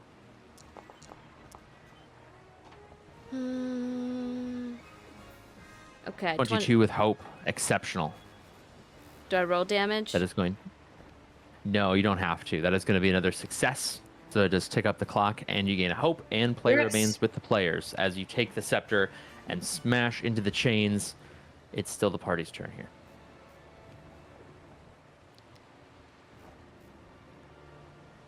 And Okay. Antigone, would you like to join me? I gotta get closer. Yes, I would. So Yeah, I you have just to get don't. closer. All I'm gonna do is run. Yeah. Okay. I don't know what I'm gonna do.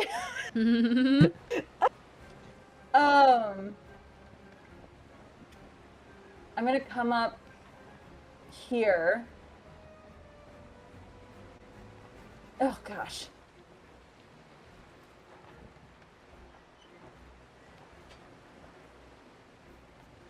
Okay. I would like. Would like to I don't know. Just kidding. I'm gonna go like this far, so I'm right behind him, but I'm not ready yet. You can see I am like coughing, especially from him like getting me, like throwing me down. I'm coughing up blood and having a really hard time. Is this a low wall, this thing right here? Yeah, I'll say so. Okay, cool. Then I will actually go here. That makes sense. And I'll come up to like come around and meet him. That's what we'll do. So we just want to move on our turns? Wait, but Yep. can I still do something? Yeah, totally. Okay. I would like to hit it again. Okay.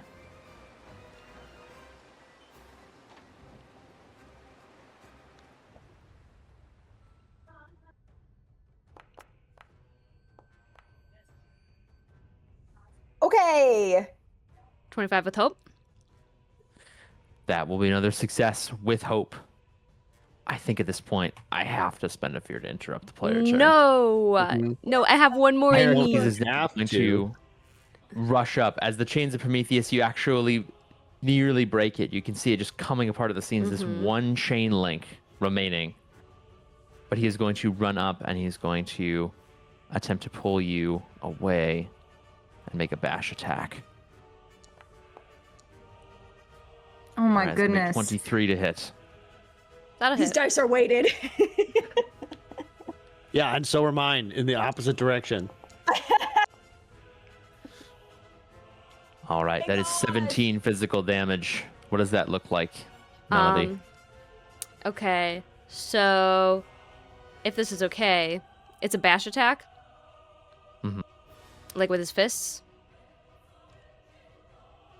Yes? With his dick. Correct. Okay. If it's okay, he goes to punch, but his fist just bounces off because I'm going to spend a hope and use arcane deflection to negate the damage of the attack targeting me. Very cool. Is that like a once per rest thing? Yes, once per long rest. Okay. Sounds good. So as he runs up and attempts to make that punch attack, the fist bounces off of the shield that you conjure. And And, sorry, and I just want to say, not unmoving, unwavering at this. Look him dead in the eyes and say, "You've already lost."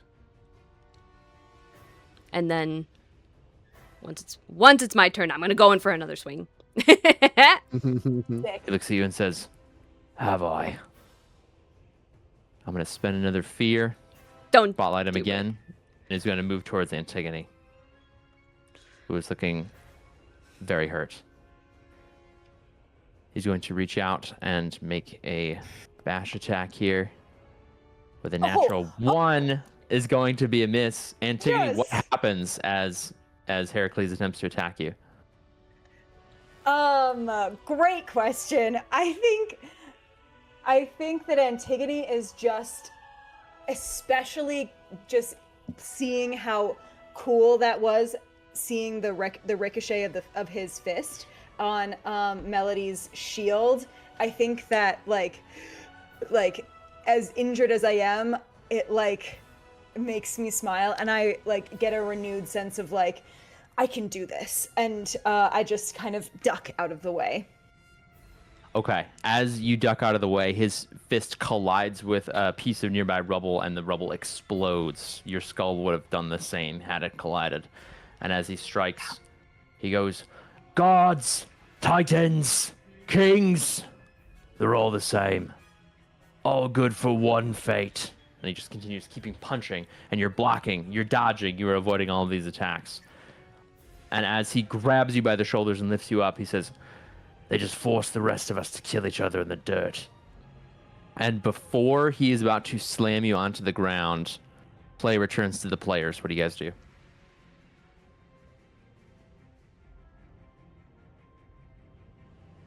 I run closer. In his grasp, Aw.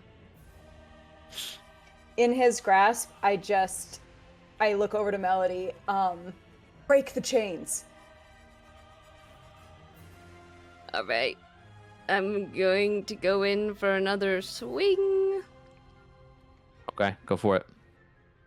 And this time I don't have hope, unfortunately. But I do I'll spend a hope. have... To give you advantage. Go ahead. Thank you. All right. Please be good. 20. Can I use my Rally die? rally? I didn't do it yet. I mean, a 20 is a success. Well, now it's a 28. So you don't have to... Uber success, and we win. With gusto. Yeah. With a 28, tell me how you shatter the chains of Prometheus. Yeah. So seeing Antigone dodge and Thumos running up, I'm imagining Thumos yelled some words of encouragement or something. What would Thumos have done to Give me advantage. Destroy it. Toss it into the fire. Toss it into the ice. Yes. Seeing, yeah, both of them still standing, still fighting, has rejuvenated me, and helps me put all of the power that I have behind this next. Oops, sorry. Next whack. That's what Okay. it sounds like. It was honestly a good like sound effect. Holy effect? Yeah. Mhm. The scepter that you grabbed from the Temple of Hades that you used to commune with the energy of your father, and the strike that is bolstered by the support of your allies, strikes true, and this chain is shattered. There is a groan, and it's as if the world stops for a moment as a titan is now freed from his imprisonment. He picks himself up and slowly but surely begins to free his other arm, trying to break the shackle himself. Whilst he is doing that, because we rolled with fear, play returns to Heracles. Going to be a bash attack against Antigone. There's a 13 against a halved evasion. Yes. 14 physical damage. Okay. How are we looking? I have 1 hit point left. But I'm still here, baby.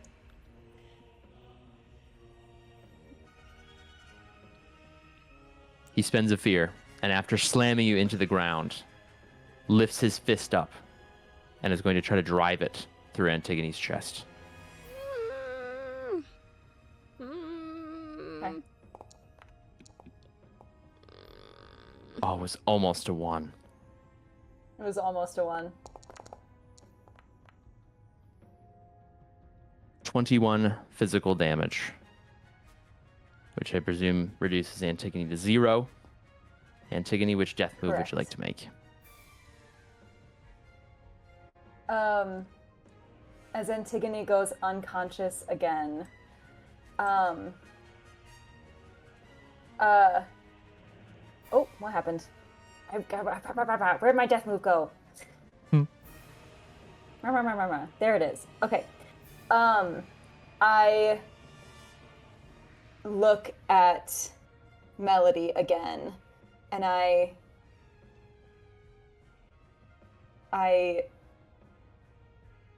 smile at her, and I will avoid death. Thank goodness. Okay. Having learned from a previous endeavor, in this case, you know it's a time not to get up and keep fighting, but to trust your allies, to trust the fellow Flamekeepers to keep you safe in this moment. You avoid death, and play returns to the players. What do you do next? Ah! I roll a hope. Why do I roll hope? That doesn't make sense. You avoided a scar. It's for the scar. We should have rolled that later, but Oh. that's okay. You avoided So the scar. sorry. It's okay. I avoided a scar. Wow, nice. Yeah, he just caved your head in, so you don't get a scar this time. You just don't have a brain. Attempted Yeah. to drive a fist through your chest. It didn't completely pierce your armor. Your shield was just able to protect you. You were lifted up just in time. It dents your shield in, knocks you unconscious, but you're still in it. Cool. I'm gonna viciously maul him. Yes. I love it. Go Thumos. Get his Frickin' ass. heck. Get his Frickin' heckin' heck. ass. I'm gonna heckin' maul his heckin' little butt. Heck. Yeah. Okay. Strength. Attack. Strength attack. Strength attack. Strength. Plus 2. And I'm going to spend a hope to use my heart as stone to try and really like dig my teeth into him and really try and mess him up here. All right, frickin' heck, come on. Finally, Nice. Yes. finally. 23 with hope is a success with hope. Okay. Let's roll some D12s. We got 1, 2, 3, 4. No, 3, because we're third tier. Roll. Nope. 3 D12 plus 8. 2, 3, 4, 5, 6, 7, 8. A great roll. 3d12. Nice. 24. Dang. 24. Nice. Unfortunately, it's still a minor wound in this instance. Yep, that's okay. But I will also, because I'm viciously mauling him, when you succeed on an attack against a target, you can spend a hope to make them temporarily vulnerable, jeez, and gain a +1 to my proficiency for this attack. Nice. Amazing. Yeah, then go ahead and roll an extra d12. Haha! Spend that die. Roll a d12. Add it to the damage. Here we freaking go. Oh, Ah. Dang. this You only this needed game hates me. 2. You only needed 2 to make it a major wound. Unfortunately, this Oh is a my minor wound. gosh. So the dice are not rolling in your favor in this instance, Yeah, and yeah. you see Heracles, even though you take a bite here, you make a claw attack, you have difficulty piercing through his defenses, and Prometheus sees it. His eyes widen as he looks upon you, the Flamekeepers, in this state. Heracles looks almost his constitution is like nothing else. He's the mightiest of men. He's one of the most difficult creatures that anyone has ever fought in all of history that you know of. But you have a Titan on your side. Prometheus reaches out, and from his hand, flames erupt. They engulf you. They don't burn, however. They inspire. Each of you, this includes Antigone, heals for 3 hit points, gains a hope, and your weapons ignite with flame. All of your attacks deal an additional d10 of damage. Wow. Dang. yeah. Heck Thanks, It's still the player's Prometheus. turn. And Hercules is vulnerable temporarily. Sounds Incredible. I stand back. Nice. Can we all majestically that? turn to Prometheus and give like a thankful nod? Yes, 100%. Thank you. I look at him with a Hercules' leg in my mouth, and my paw gives a thumbs up. All right.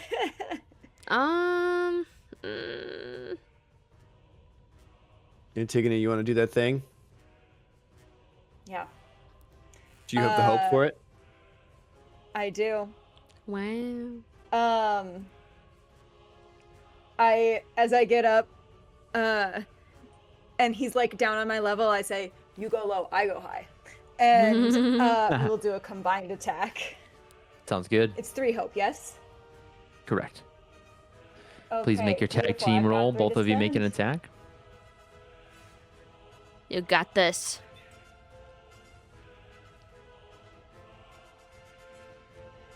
I'm so freaking pumped. Yeah. I'm gonna use the fight me right now. My last hope. My last hope. 19 with hope, or Ugh. a 14 with fear. I presume we're going to go with the 19 with hope, so you both gain that hope, Yeah. and that will be a Great. hit. So please roll your damage. And don't forget to add your d10 of fire damage as well. Yeah. Nice. Oh my gosh. Wait, where am I going? Okay. Roll damage. Oh, and then situational bonus. How do I... Oh, never mind. I'll just roll it and then I'll do the d10. Oh, and I roll 26 Nice. Oh, plus 7. 26 plus 7 is... I can do math. 33.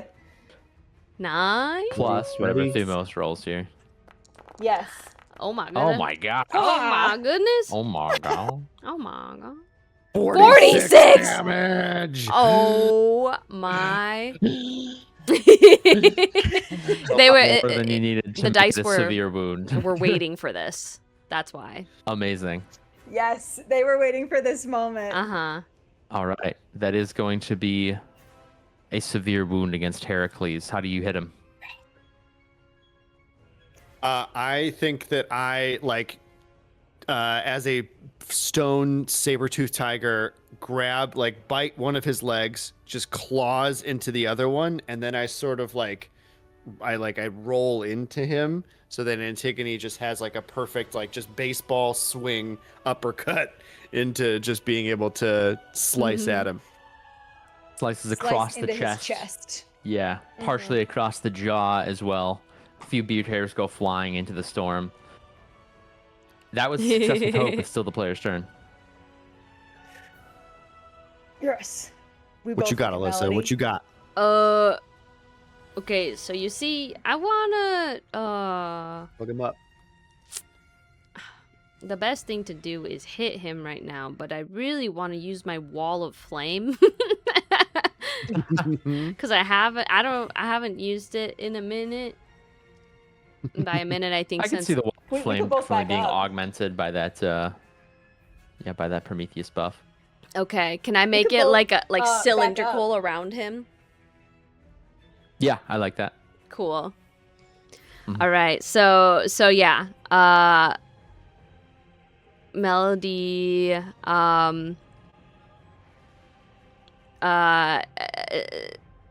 similar starts singing kind of a tune that resembles the melody she was playing on her instrument after she said everybody was a bad bitch, like the really hardcore rock song, you know. So she's singing that, and then with that she makes like a motion like this, and then flames erupt from the ground surrounding Heracles, and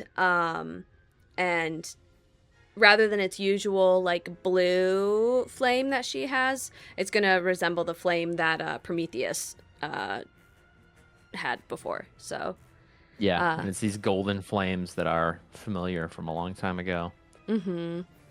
all right, wall of flame. I have to make a Probably- reaction roll or anything, or is it just an attack from you? On a success. Okay, so I make a spellcast roll. On a success, create a temporary wall of flame. Okay, so I do have a hope. I really want to succeed in this. I'm gonna use it. Anything for now. Prometheus is the anything for now. Oh. Beans. So it says difficulty 15. Is that a failure with fear? Yeah. Dang. Unless someone wants to spend a hope to help, which you could I do. will. Can we say that we did this and we rolled him into the fire? So I'm helping kind of chuck him in to the fire. Or you send the fire out and it just misses him, but we in our attack help him fall into it or something. I'll spend a hope. Thank Yeah, I love you. I love that Please too. roll that d6, see if they can turn into a success. Oh, okay, so I roll it. Ryan would roll it Oh, okay, cool. Oh, okay. if Thumos is helping. Hiya. Fuck. Not enough, helped too. unfortunately. You gonna do it Antigone as helps well? too. Yeah. Yes, I am. Where is the D6? Thank took You roll away my a you. 4 own- higher. It's a And now I 50-50. need You don't have A to. 4 or higher. Come on. Wait, doing it. but I just have to beat 15, so Rolling. don't I need 2? You rolled an 11 with fear, plus the 6 that Antigone just rolled, so that is a success. Cool. I just wasn't sure if Ryan still counted towards it or not. No, it's just a fail. Okay. Cool. Thank you. Thank you both. All right. I get to do damage now? Correct. And you get to add an extra d10. 1d10. Yes,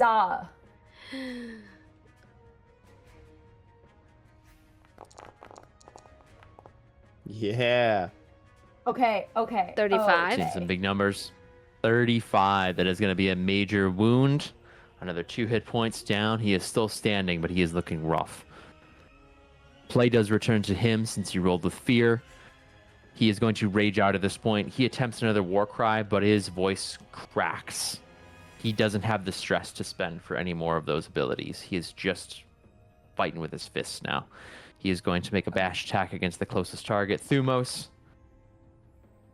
That is only going to be an 8 to hit, or I'm sorry, a 12 to hit. I believe that will still hit with your halved evasion. 13 divided by 2 is 7. So yeah, 6 or Yeah, 7. 7 in this case. All right, so that will be 24 physical damage against Thumos. He is going to spend another fear. He's going to grab Thumos, and he is going to throw Thumos against this wall here. That's going to be another bash attack. You see that he is not operating from a point of logic. He is just fury at this point.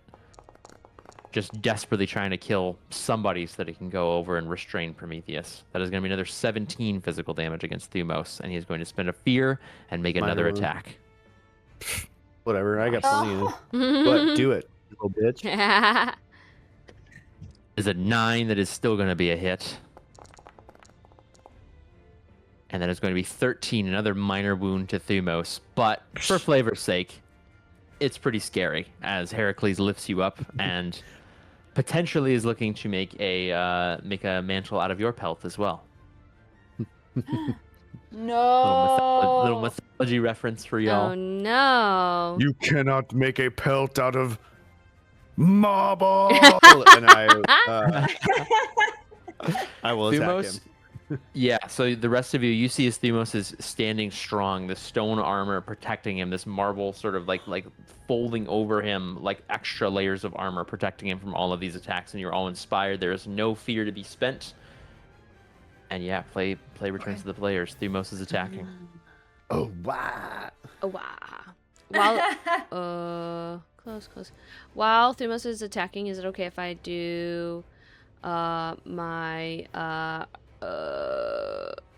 relaxing song so everybody clears? Oh wait, no. My heartbreaking song. So everybody within close range gains a hope. Yeah. Cool. Wow.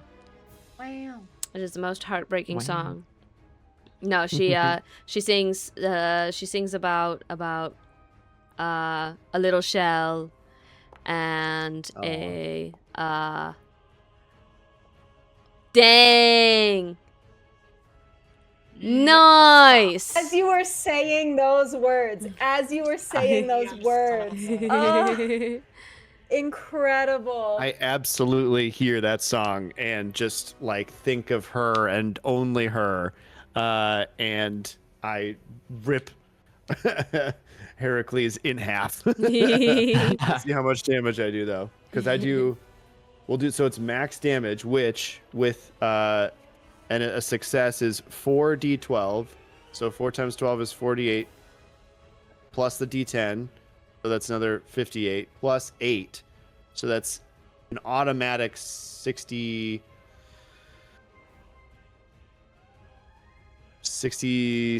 damage, 66 damage. Plus the roll. Plus the roll, yeah. Holy. So, okay, so we got 1, 2, 3, 4, and then 1. And 1, 2, 3, I think 4, it 5, should 6, 7. auto-calculate it for you if you go to deal damage. Oh, great. Well, I wasn't rolling an attack though. Oh. I just rolled because I got it. Yeah, because that's the thing about the druids is that I don't have easy access to you like using Oh, their. no Okay.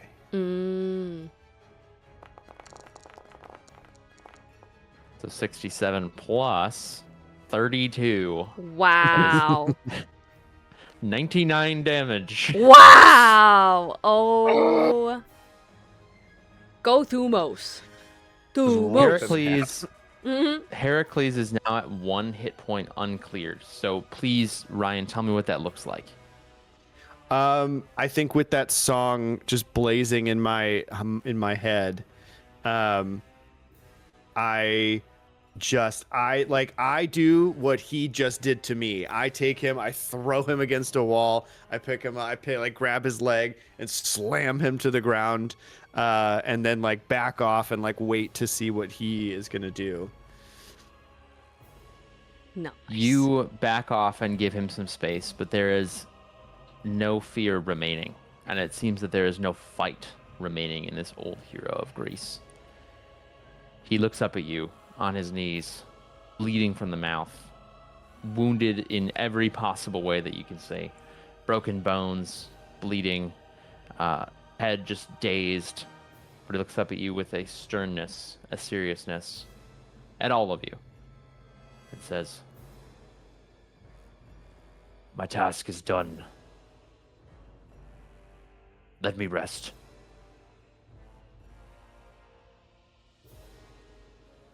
Go forth and rest.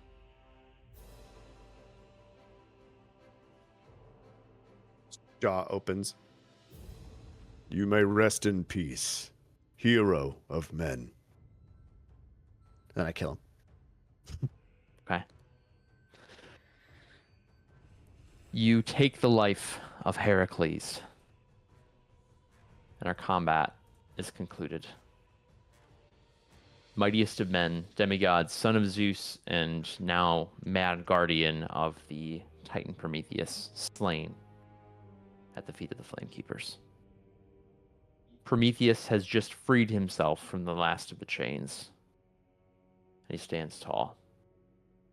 Quick check-in. Do we need a bio break, or do we want to keep rolling? Nah, I can go. I'm okay. I'm okay too. Okay. Sounds good.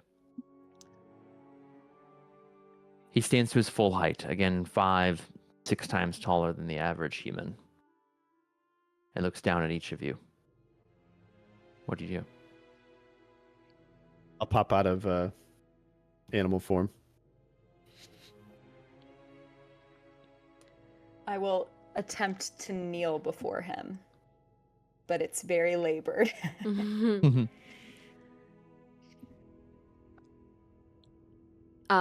Melody will like not bow, but like nod her head as like a bow, and say, "Thank you.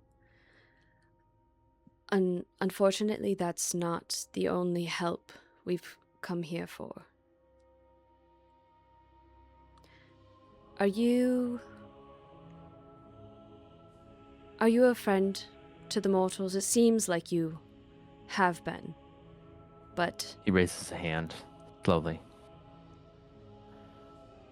"You seek the aid of the divine, the gift of light and life, as do all the dying flames of the world. But you, Flamekeepers, have earned it. You are your own miracles, your own salvation. I shall help you defy the Olympians. I shall save your friend and reignite the golden flame. But first, druid, hunter, father, husband, you have kept your heart aflame, and thus you have earned your own salvation. Like mine, your punishment has ended." He goes down to one knee, and with his finger just taps the center of Thumos' chest so gently. Thumos, what happens?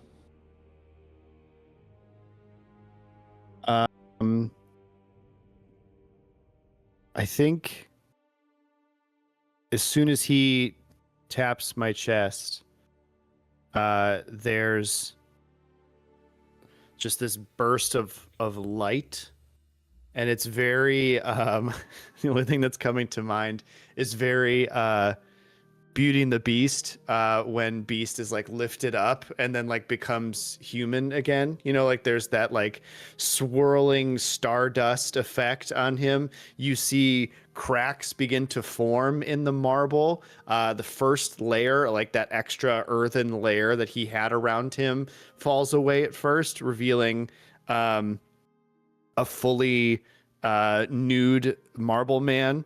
And then there's like a second one, and cracks begin to form all around, and like an egg, like a hard-boiled egg dropping the shell, like the cracks of marble just fall away, and Thumos like drops kind of back to the ground, and actually like ends up being laid down, and he lays there for a second and just breathes in the dirt and breathes in that petrichor smell of rain and mud, and like wipes it on his face because he can actually now feel the dirt and feel it in his fingers. And he looks up and just lets the rain hit his skin for the first time in 1,000 years, and just weeps. Finally cries, finally lets out all of the tears that have been building that he could not shed, and just bows to Prometheus and just is, thank you. And his voice actually has risen a little bit, like it was deeper as a marble man, and thank you. And he like turns fully nude, as he didn't really have clothes. He just kind of had marble clothes, and he covers his Greek junk, and says, and just like looks at the two of you and is just weeping with tears of joy. I go. Yeah, I and was gonna embrace say, you. can we hug? The three Yes. of us. Yeah, the three Yes. of us all like. And he feels I start both of crying you too. for the first time, feeling your hair and feeling your, just actually having any sensation at all. And we all weep together. Mm-hmm.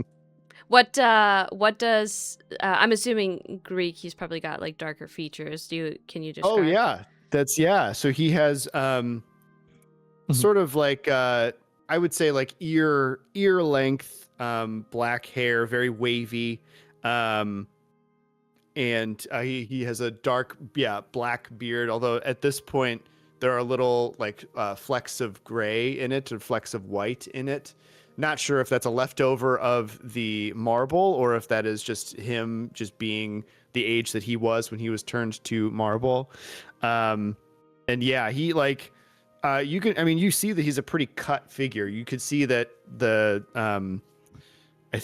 marble did him. He's got that V, and you could see the marble actually kind of did him a disservice in that way. That he actually has much more sort of muscle definition and much more a grittiness to him and a real like his skin is tan. He has a tanned skin tone. And he also sort of, as you pull him close and smell him, he gives off this scent of sea salt. And he has this sort of like birchwood, sort of natural sort of musk to him. What color are his eyes? They are gold. They are like a soft gold, and I think that is a lingering effect of the magic of Prometheus. Melody says, I knew you'd be warm. In regards to not only your body temperature, but everything.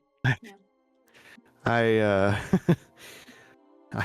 actually a little cold now. I haven't been cold in a very long time. Mm-hmm. Do I have any extra clothes anywhere? Can I pull out the of my environment's still The environment is still very damp from the storm, but it has begun to let up. Can I use something that I haven't used at all, and use my nomadic pack and pull out like a poncho? Thank you. I have just I've got just the thing. And it's like Thank you. it's like a clothy. Of course, Thumos. I think I have some pants. I think I have some extra pants. Let me just, look in my- Yes, I need those Or, now. yeah, I she's- haven't worn pants in 1,000 years. That's pretty crazy. I think I have some more pants. Yeah. Or like a toga or something. It's cold up Something. here, so don't worry about it. I wasn't worried about it. The Titan raises a hand. Let us go to the Isle of Iia. I foresee that our time runs short. The hand is then extended to you, the Flamekeepers. I reached for it. We all reached for it. All of you disappear in a flash of light and fire, and a golden comet streaks across the sky in the early hours of the morning. High above the Caucasus Mountains, past the city of White Shores, across the Black Sea, beyond the city of Troy, and toward a hidden island, all in the span of a few minutes. The people of Greece observe the mark of divine power, first that many have seen in half a decade. Many cheer, many weep, many hold their loved ones close, unsure of what exactly will happen next.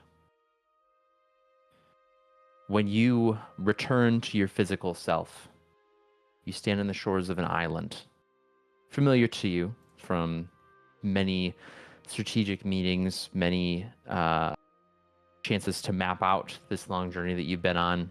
But here, you have finally come back to Telemachus' home, the Isle of Circe, and the sort of home base for the resistance to the Spartan order, complete with the withering Telemachus, who is up in the elemental temple where Antigone first met him so long ago.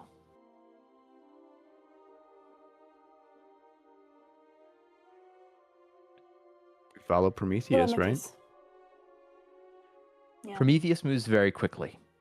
He clears the climb in a single bound as walking up these stone, the cobblestone streets that have been set up, these trails and pathways, many of which are being guarded by other allies of the Flamekeepers, but they look on in shock as a Titan just walks over all of the ramparts and different traps and siege weapons they have set up, anti-naval weapons.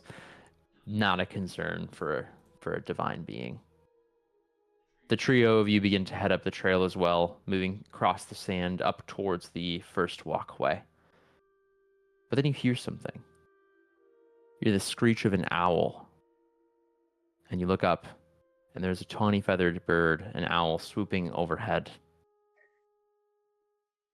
It swoops down behind a nearby rock, a stone large enough to conceal the person that walks out the opposite side.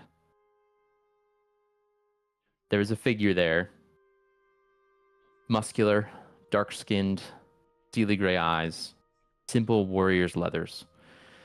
Long hair is being tossed in the morning breeze, standing at the edge of the ocean. As someone who looks at the three of you, these eyes of steel gray give you a stare that plunges into your hearts like a spear. The voice says, Antigone, Thumos, Melody, you are here. And that is all.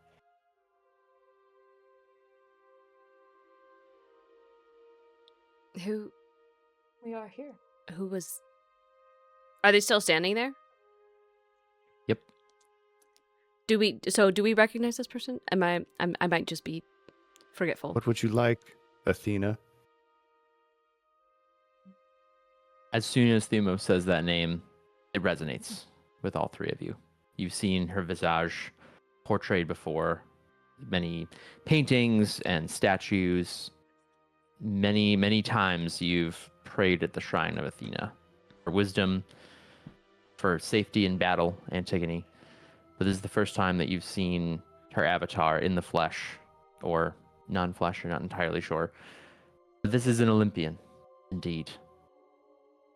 The first recorded appearance of one in 5 years.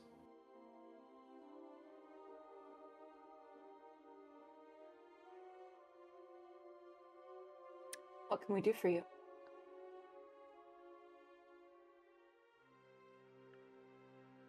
We have agreed not to intervene in the matters of mortals.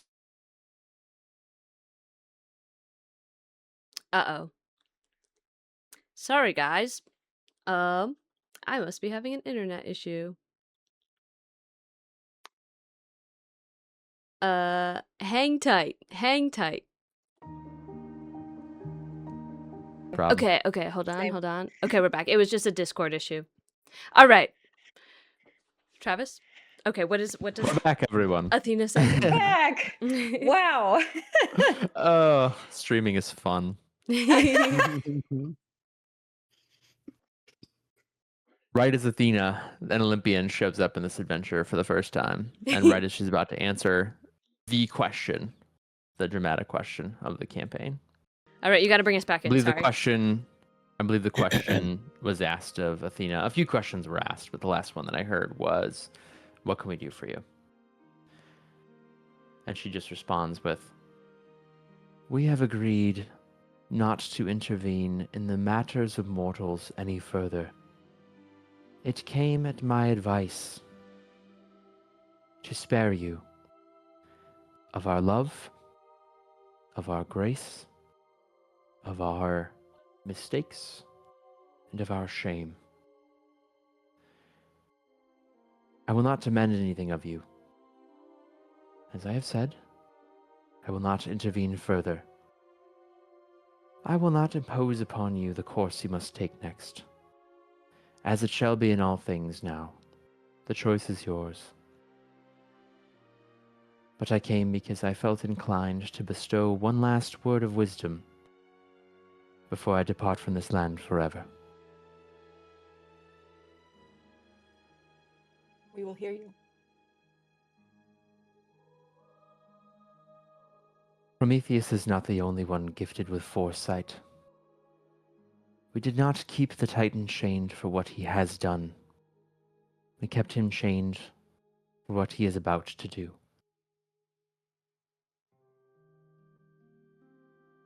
And what is that? Athena, or the avatar of her, turns into feathers that blow away with the wind.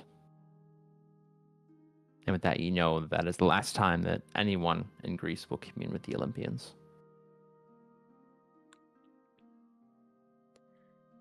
I run. All of our hard work. I run. What is he doing? Yeah, Melody takes a second to take it in, but seeing Antigone sprint off, she follows him. Same. Okay. Our party begins sprinting up these walkways past the guards, calling for them to move aside, and they absolutely do for our well-respected heroes of this journey. You dash up through the streets of this hideout, this rebel base that has been set up here, and you reach the peak of the cliff where Prometheus stands at the edge. There's this elemental temple where you know that a withering Telemachus is inside. Prometheus reaches forth and with a hand removes the top of this temple, revealing inside Telemachus on his deathbed, an aging, decrepit individual who's been alive for far, far too long, kept alive only by the single ember that is glowing gold in the brazier. What does our party do? Prometheus, what are you doing? Does anyone else add to that?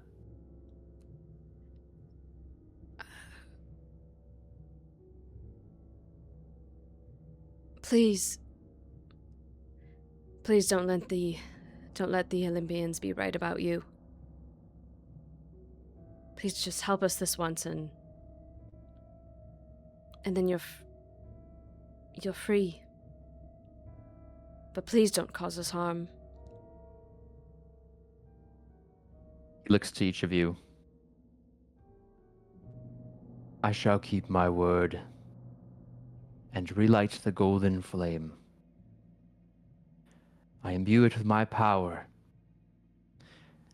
Reaches that hand out. Flames erupt from his hand, and all focus down at that single pyre, that single brazier, and the golden flame surges. It is kept alight again.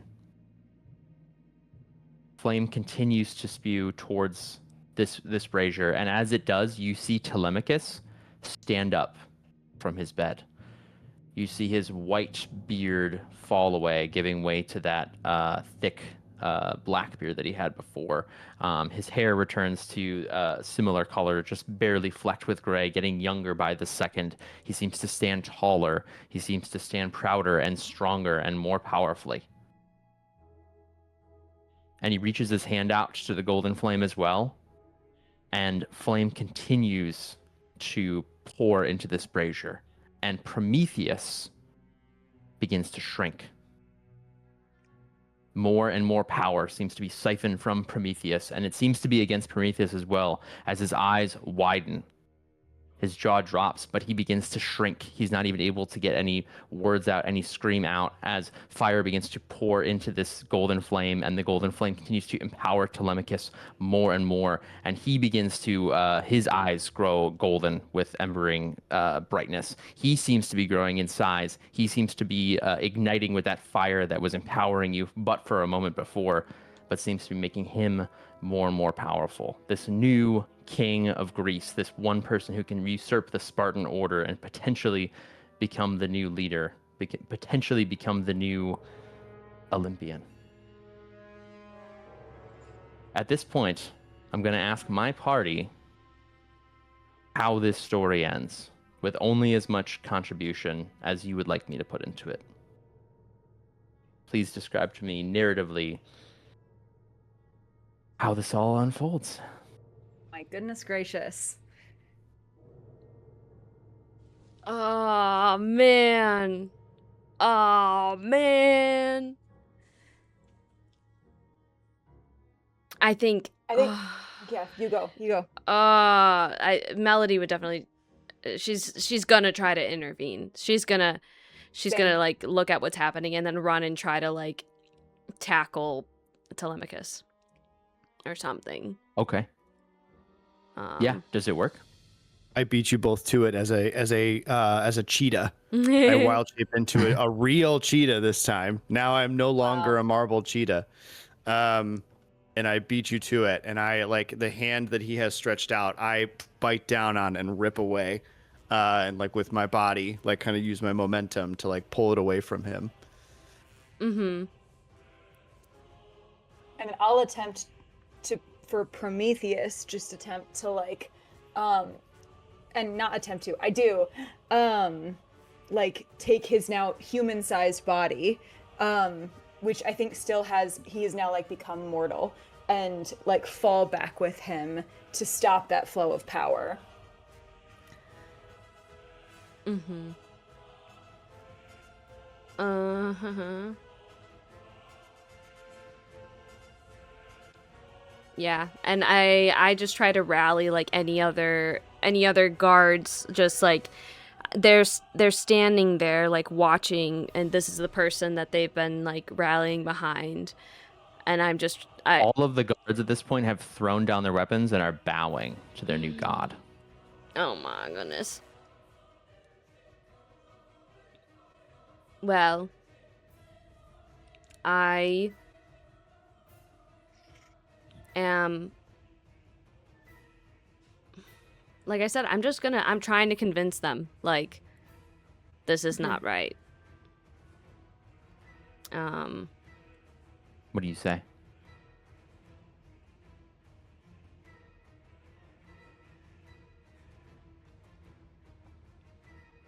We don't need more gods. We don't need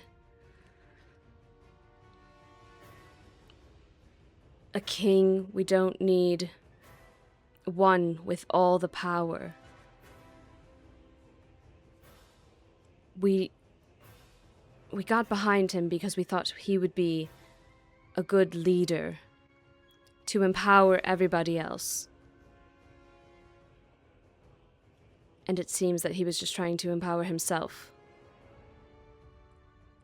And that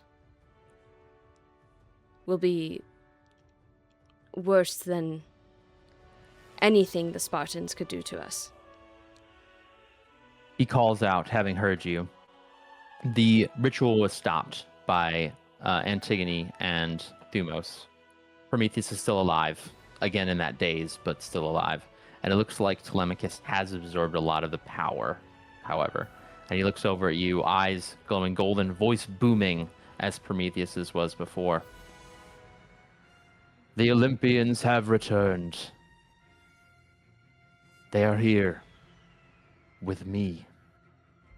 And now with all of Greece, the Spartan reign has come to an end. This war is over. Kneel before your new god. And those who had not yet thrown down their spears, those who are just rushing into the room and seeing this, or those who are just outside, they too seem frightened at this, terrified. The golden flame again surges with bright golden light. Again, yeah, what do you guys want to do? Narrative control is in your hands. Ken, narrative control. Yes. I want to drag Thumos and with Telemachus over to the flame and try to get Thumos to get some of that power. Yes, I think if Thumos is not okay with it, he can totally fight me on it, but I'm just one of us needs to be strong enough to stop him. all three of us. And I run behind Melody, grab her hand, and then I won't grab Thumos's paw, but run forward and will attempt to take some of the power inside of myself, along with Melody. I'm not going to make Thumos do anything he doesn't want to do, just want to put that out there. Valid. I think in this moment, obviously, I don't think Telemachus is going to just sit down and let you all do that. So I think Thumos fights him, stalls him as long as you two need to grab that power from him, or to grab the power, and if needed, if we need to, because I'm very happy to let this happen. Thumos sacrifices himself so that the two of you can stop this from happening. And I think that I think you two can narrate your side of this, but you watch as Thumos, mortal once again, just has no... he takes damage from Telemachus, and you almost see a smile on his face. You see him, takes a big magic wound, clearly hurting him and clearly in pain because he feels pain for the first time in 1,000 years. But there is just this sense of closeness to something he wants and has wanted for 1,000 years. And so I think that he stalls as long as it takes for you two to take the rest of all of it, to take the rest of that power, knowing the two of you will stop Telemachus. And I think that's the classic,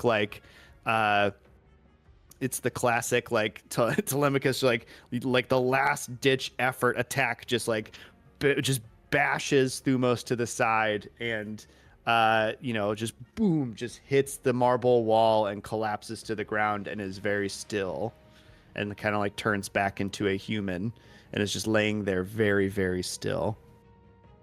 While the two of you now can save the day. If I can add something to this. Yes.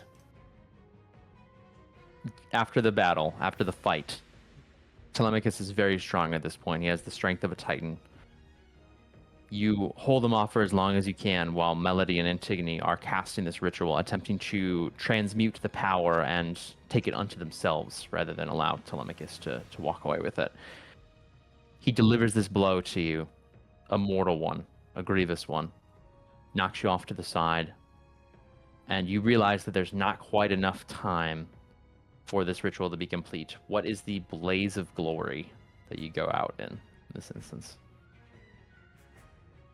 I think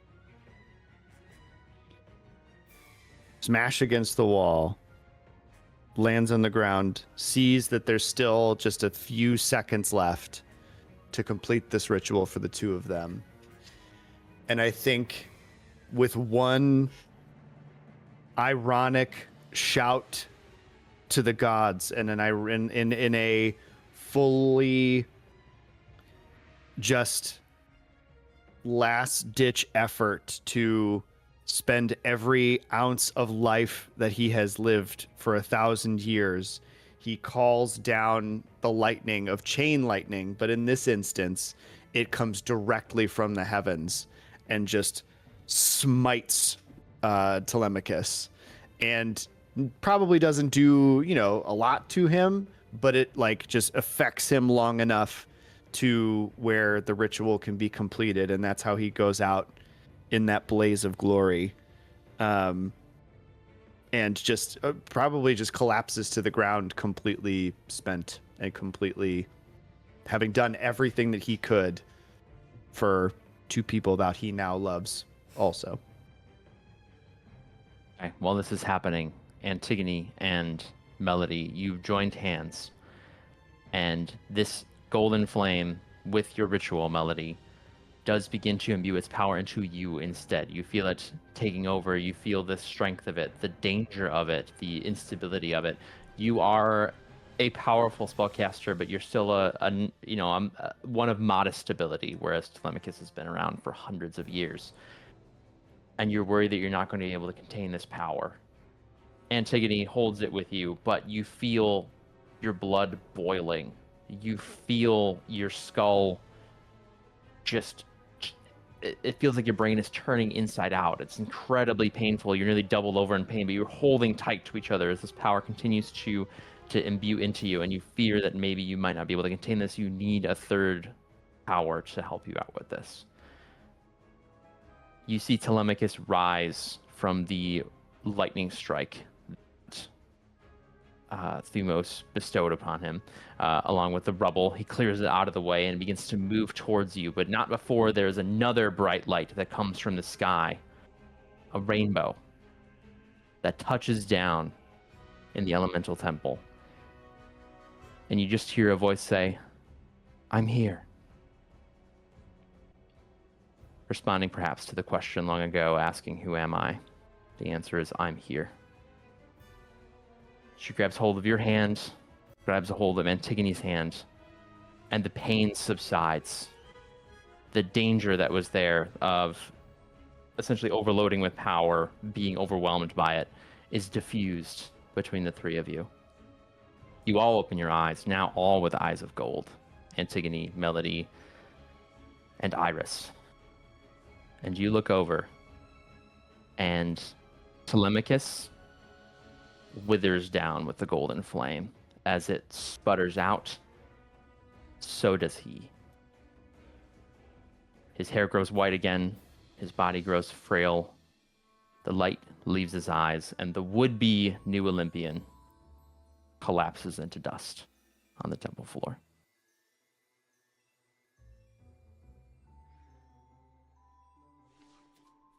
After that, I think Melody would just collapse to her knees and just seeing Thumos lifeless, just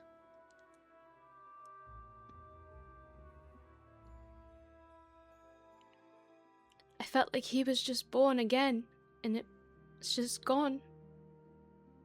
So fast.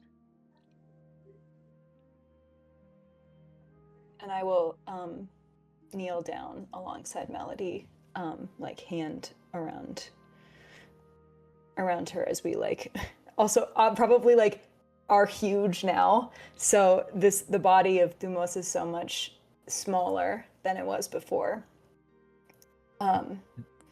Thanks to the assistance from Iris, you can keep your physical form as it was before, other than the golden eyes, which Okay. seems to be a permanent effect, and potentially Oh. abilities beyond your knowledge right now. But otherwise, yeah, you are still Antigone, Melody's still Melody, and Iris is still Iris. Then I will kneel down next to Melody and say, he was. And he will be born again. With his family. And we will see him again. I'd really love I think. that someday. Not anytime soon. Not But anytime soon. someday. I think him and my dad would get along.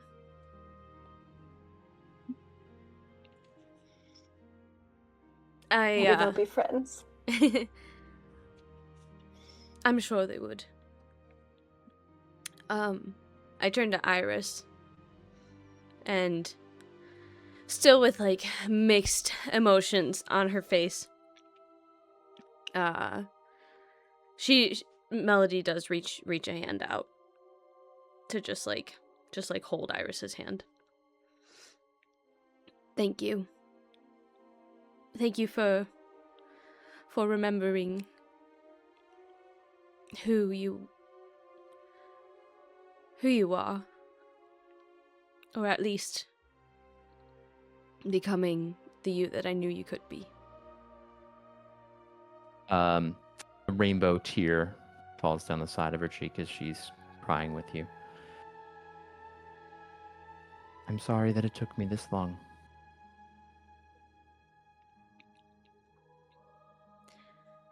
I forgive you. Just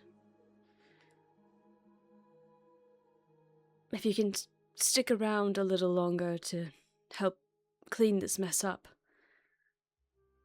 I would appreciate that. I'm here. The following several weeks are of recovery, of cleanup, as we restore the elemental temple, as we restore order amongst the forces that were originally serving under Telemachus, preparing for some kind of war, some kind of revolt, some kind of bloody takeover of Greece, takeover of the Spartan throne, and reestablishment of a new order.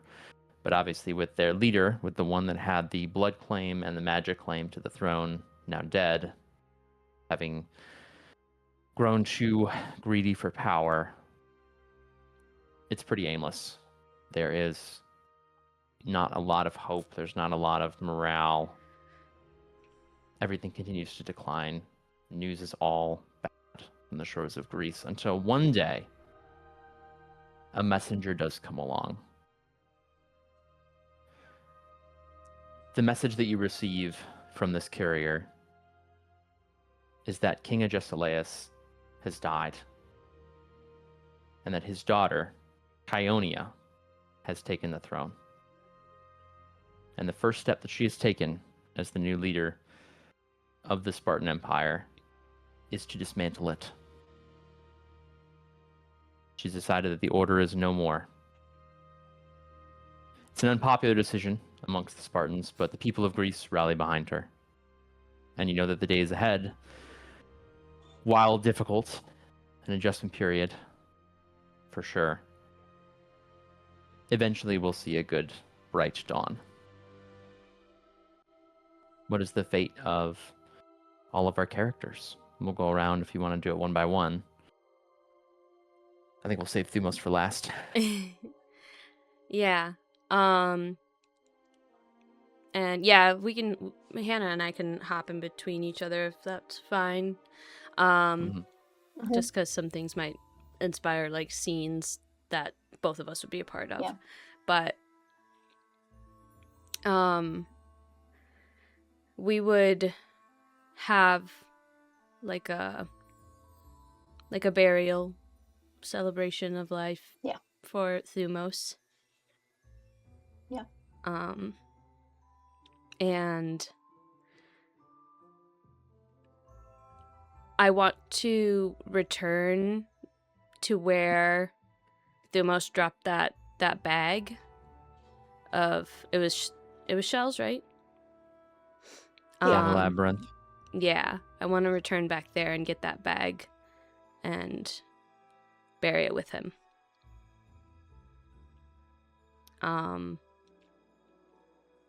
And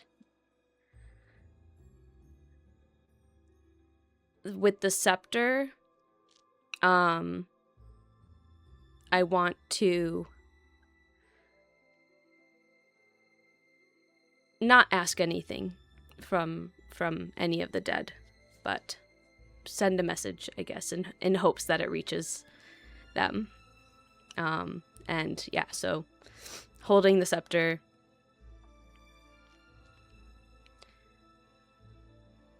just,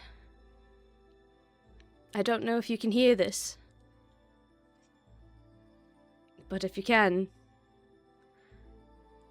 I want to say, fuck you for living 1,000 years and making it feel like you were gone too soon still.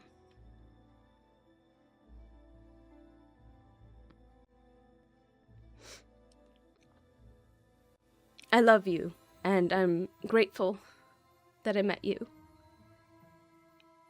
And I got to witness the love that you had for your family. Persevere.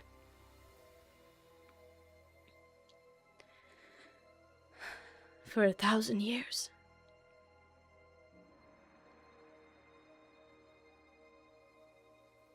I hope you're hugging your little shell. And your wife.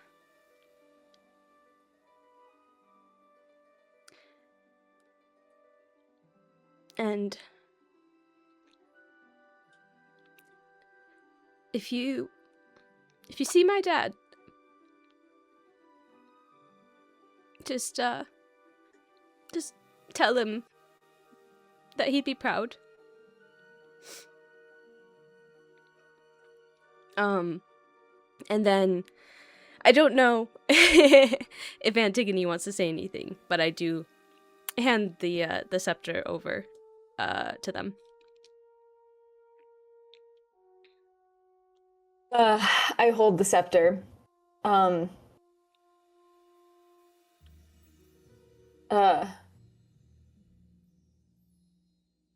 not great at words. Not nearly as good as Melody. But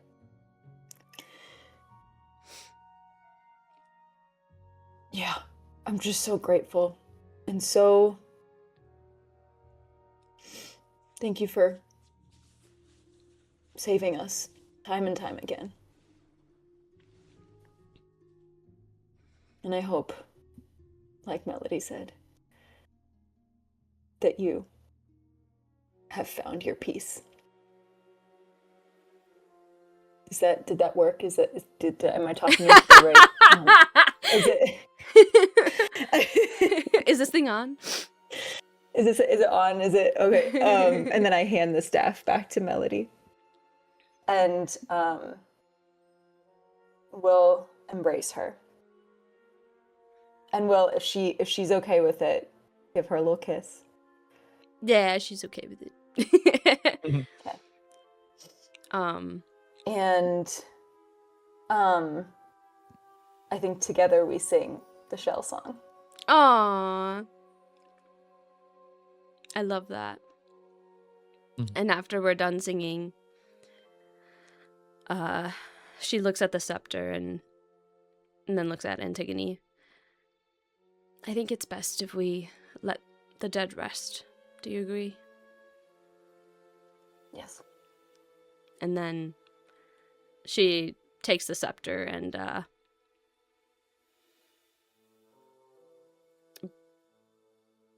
don't know if should we bury it with Thumos? Could you burn it with your flame? That's a good idea. Travis, please don't say that this hurts any ghosts. I'm going to destroy the scepter. No, it does not hurt any ghosts. I was worried about that. Yeah, so I You destroyed. didn't hang up, so it just burns Thumos. No, I'm sorry, I didn't ask. Did you want to say anything back? Or will we get to you when we get to you? no. I got something. Don't Okay, worry. cool. But yeah, so after that, yeah, Melody would spend more time with Antigone, explain to Antigone how Melody works. What in this time, I don't think polyamory would be a word. I don't know, it might be, but explain what that is. Poly is, I think, a Greek origin. Oh, maybe word. Maybe. So, anyways, Melody will explain that, and oh yeah, that sounds great. I just want you to know I care about you, and I want a relationship with you, but I'm honest with everybody about the way I work, and I understand if it's not for you. But it'd be really nice if you were okay with that. I am okay with it. Yes. I care about you too. Thanks. So yeah, Melody will continue growing that relationship. She'll repair things, or let Iris repair things with her, and she will also return to Jin to share all the things, tell him everything, tell him all about it. That's her best friend, like, and her first love, you know. So, do you have a moment with Zatin as well? Yes. Yeah. Antigone, do you want to take the lead on that? Sure. Yeah. I find the bone that Thumos picked up from the giant eagle, and I go along with Melody to the same island where Jin is, and just smile affectionately as they're reunited, and we'll go over to Zatin, truly with so much more lightness in their step, with so much more confidence and self-assurity, just like really living in themselves at this point. And we'll almost like tearfully but also playfully tell Zatin the story of that those last few hours where we freed Prometheus and then defeated the would-be Olympian, and I will give him the bone and allow him to mourn Thumos. Give him space. He does, mourn. but you're still able to have him crack a smile a time or two, if nothing else, but for your awkward delivery of the story. Yeah. He is saddened at the loss, of course, but he understands. It seems Has your singing improved at all? It is not. We'll get there. I'll be around more. I can give you lessons. All right. Is there anything else that we would like to add to our ending here with Melody and Antigone prior to moving on to the epilogue? I have one little thing to add on to the two of them. Yeah. One day, as the two of you walk hand in hand down the beach, you are just looking at the water, and the ocean just laps up slowly and recedes and laps up slowly and recedes, and you look down and see something shiny, and you see 3 shells that seem to just sort of like fit neatly in one another, and they are just resting there gently. I thought I was done crying. Melody will smile at that and smile at Antigone seeing that. Same. I will smile back and big forehead kiss moment. Oh, by the way, have you decided on what you want to be called? I overheard some conversations with Thumos. Do you like Antigone? Do you want a different name? Do you want ideas? I think I'll stick with Antigone. It's how you and Thumos know me. So And Antigone is I am my badass. truest self with you. Thank you. Yeah. Tight hugs. Tight hugs. High hugs. Continuing the walk. And then the sun sets, fades down, and then it pans down to the not the underworld, but like whatever Thumos is doing. Yeah. The sun, the twin suns of Tatooine set. And so Thumos's journey actually picks up well before this moment and well before the future of Antigone and Melody, because he closed his eyes one last time in this mortal plane and woke up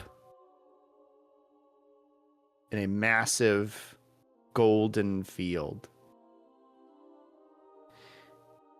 He stands up, eyes adjusting to the sort of perpetual dusk or perpetual dawn. It's hard to tell, but it's just purples and oranges and just this golden hue to the waves of grain that just as far as he can see. And he doesn't know what he's following, but he just starts to move and walk, and his hands touch the grain and sort of ride over it as if it was water. And he looks down at his hands, and he doesn't have any of the scars that he had. His skin is incredibly smooth. Not marble smooth, but as close as you can get. And suddenly he hears, "Daddy! Daddy!" And he turns and sees his little girl running towards him. And he just picks her up and throws her as high as he can into the air. And she squeals in laughter. And he catches her and just holds her so tight. And then he looks up, sort of past her, and sees his wife walking towards him. And he just knows now that he is home.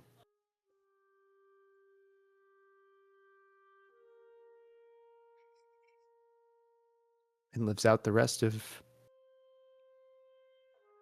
eternity.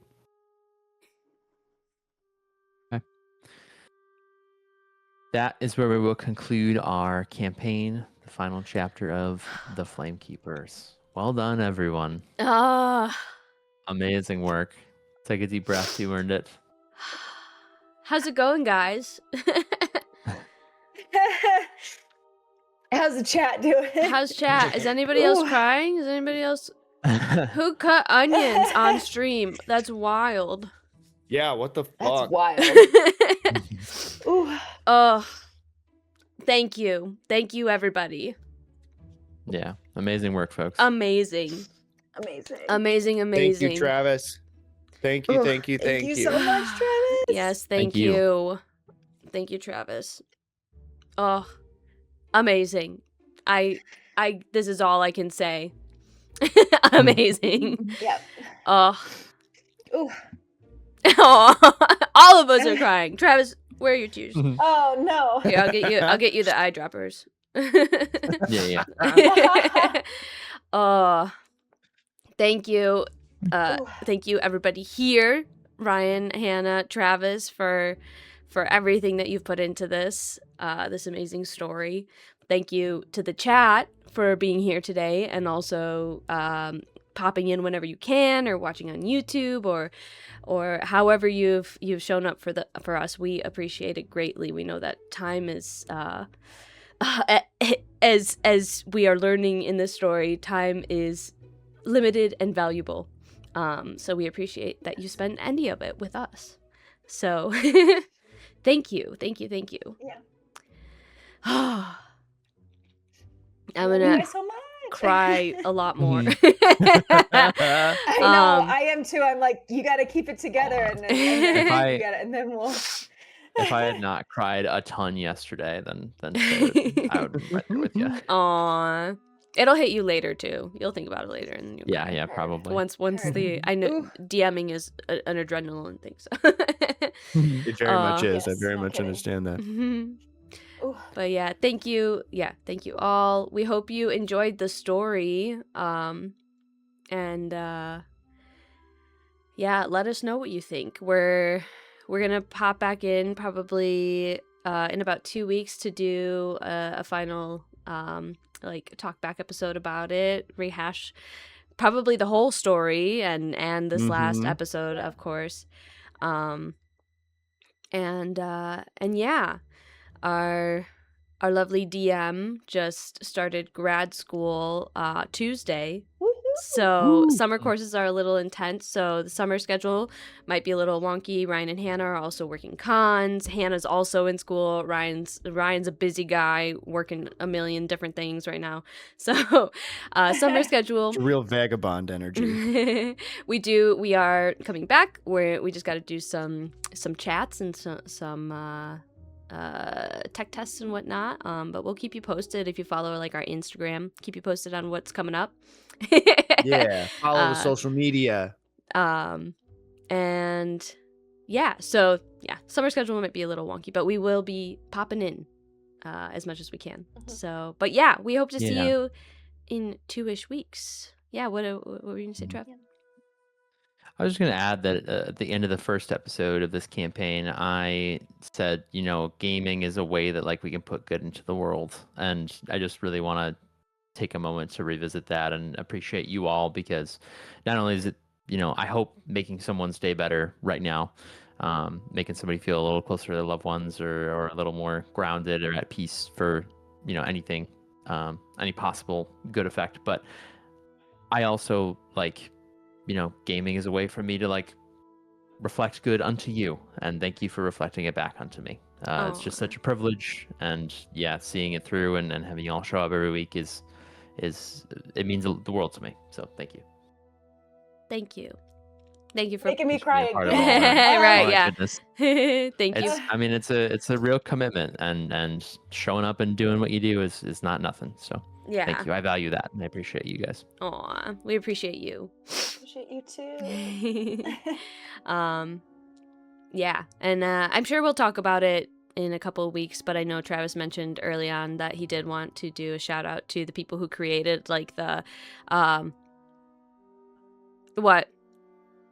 I completely forgot.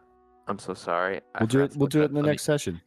Yeah, I'll get it ready. I got a lot on my plate right now, guys. I'm sorry. No, it's okay. Just he'll name them specifically, but the people who created this, is it a mod in Foundry? Yeah, it's the unofficial Daggerheart. I believe it's called Foundry Born. I will absolutely check the mods here, and I'll get some proper accreditation because this would not have been possible without them, and they just did it because they wanted to, and that's incredible. So yeah, they deserve recognition for that. So thank you, folks who put that mod together, and all of the other mods that you saw on screen. We will have a more complete list of credits here in the talkback episode. Yeah. Oh, yes. Again, thank you everybody. all. Anything else from anybody in the Discord? No. I say hug someone you love. Aww. Hug someone you love. I'm gonna hug my monitor so I can hug all of you at the same time. And I'll hug my other monitor so I can hug all the chat at the same time. Like a Limp Bizkit album cover. Here, if I hug the camera, does this look like... No, it's not. I just look like I have big hands. I feel like this is... Big hands. Big hands. Chat, sound off. What's the vibe? Uppies. Uppies. All right. Thank you all. I'm going to put it on the see you later screen. I hope you all have a great night. Embrace us with your big hands. Will do. Have a great night. Thank you again for being here, and we hope to see you in a couple weeks. Bye. Bye.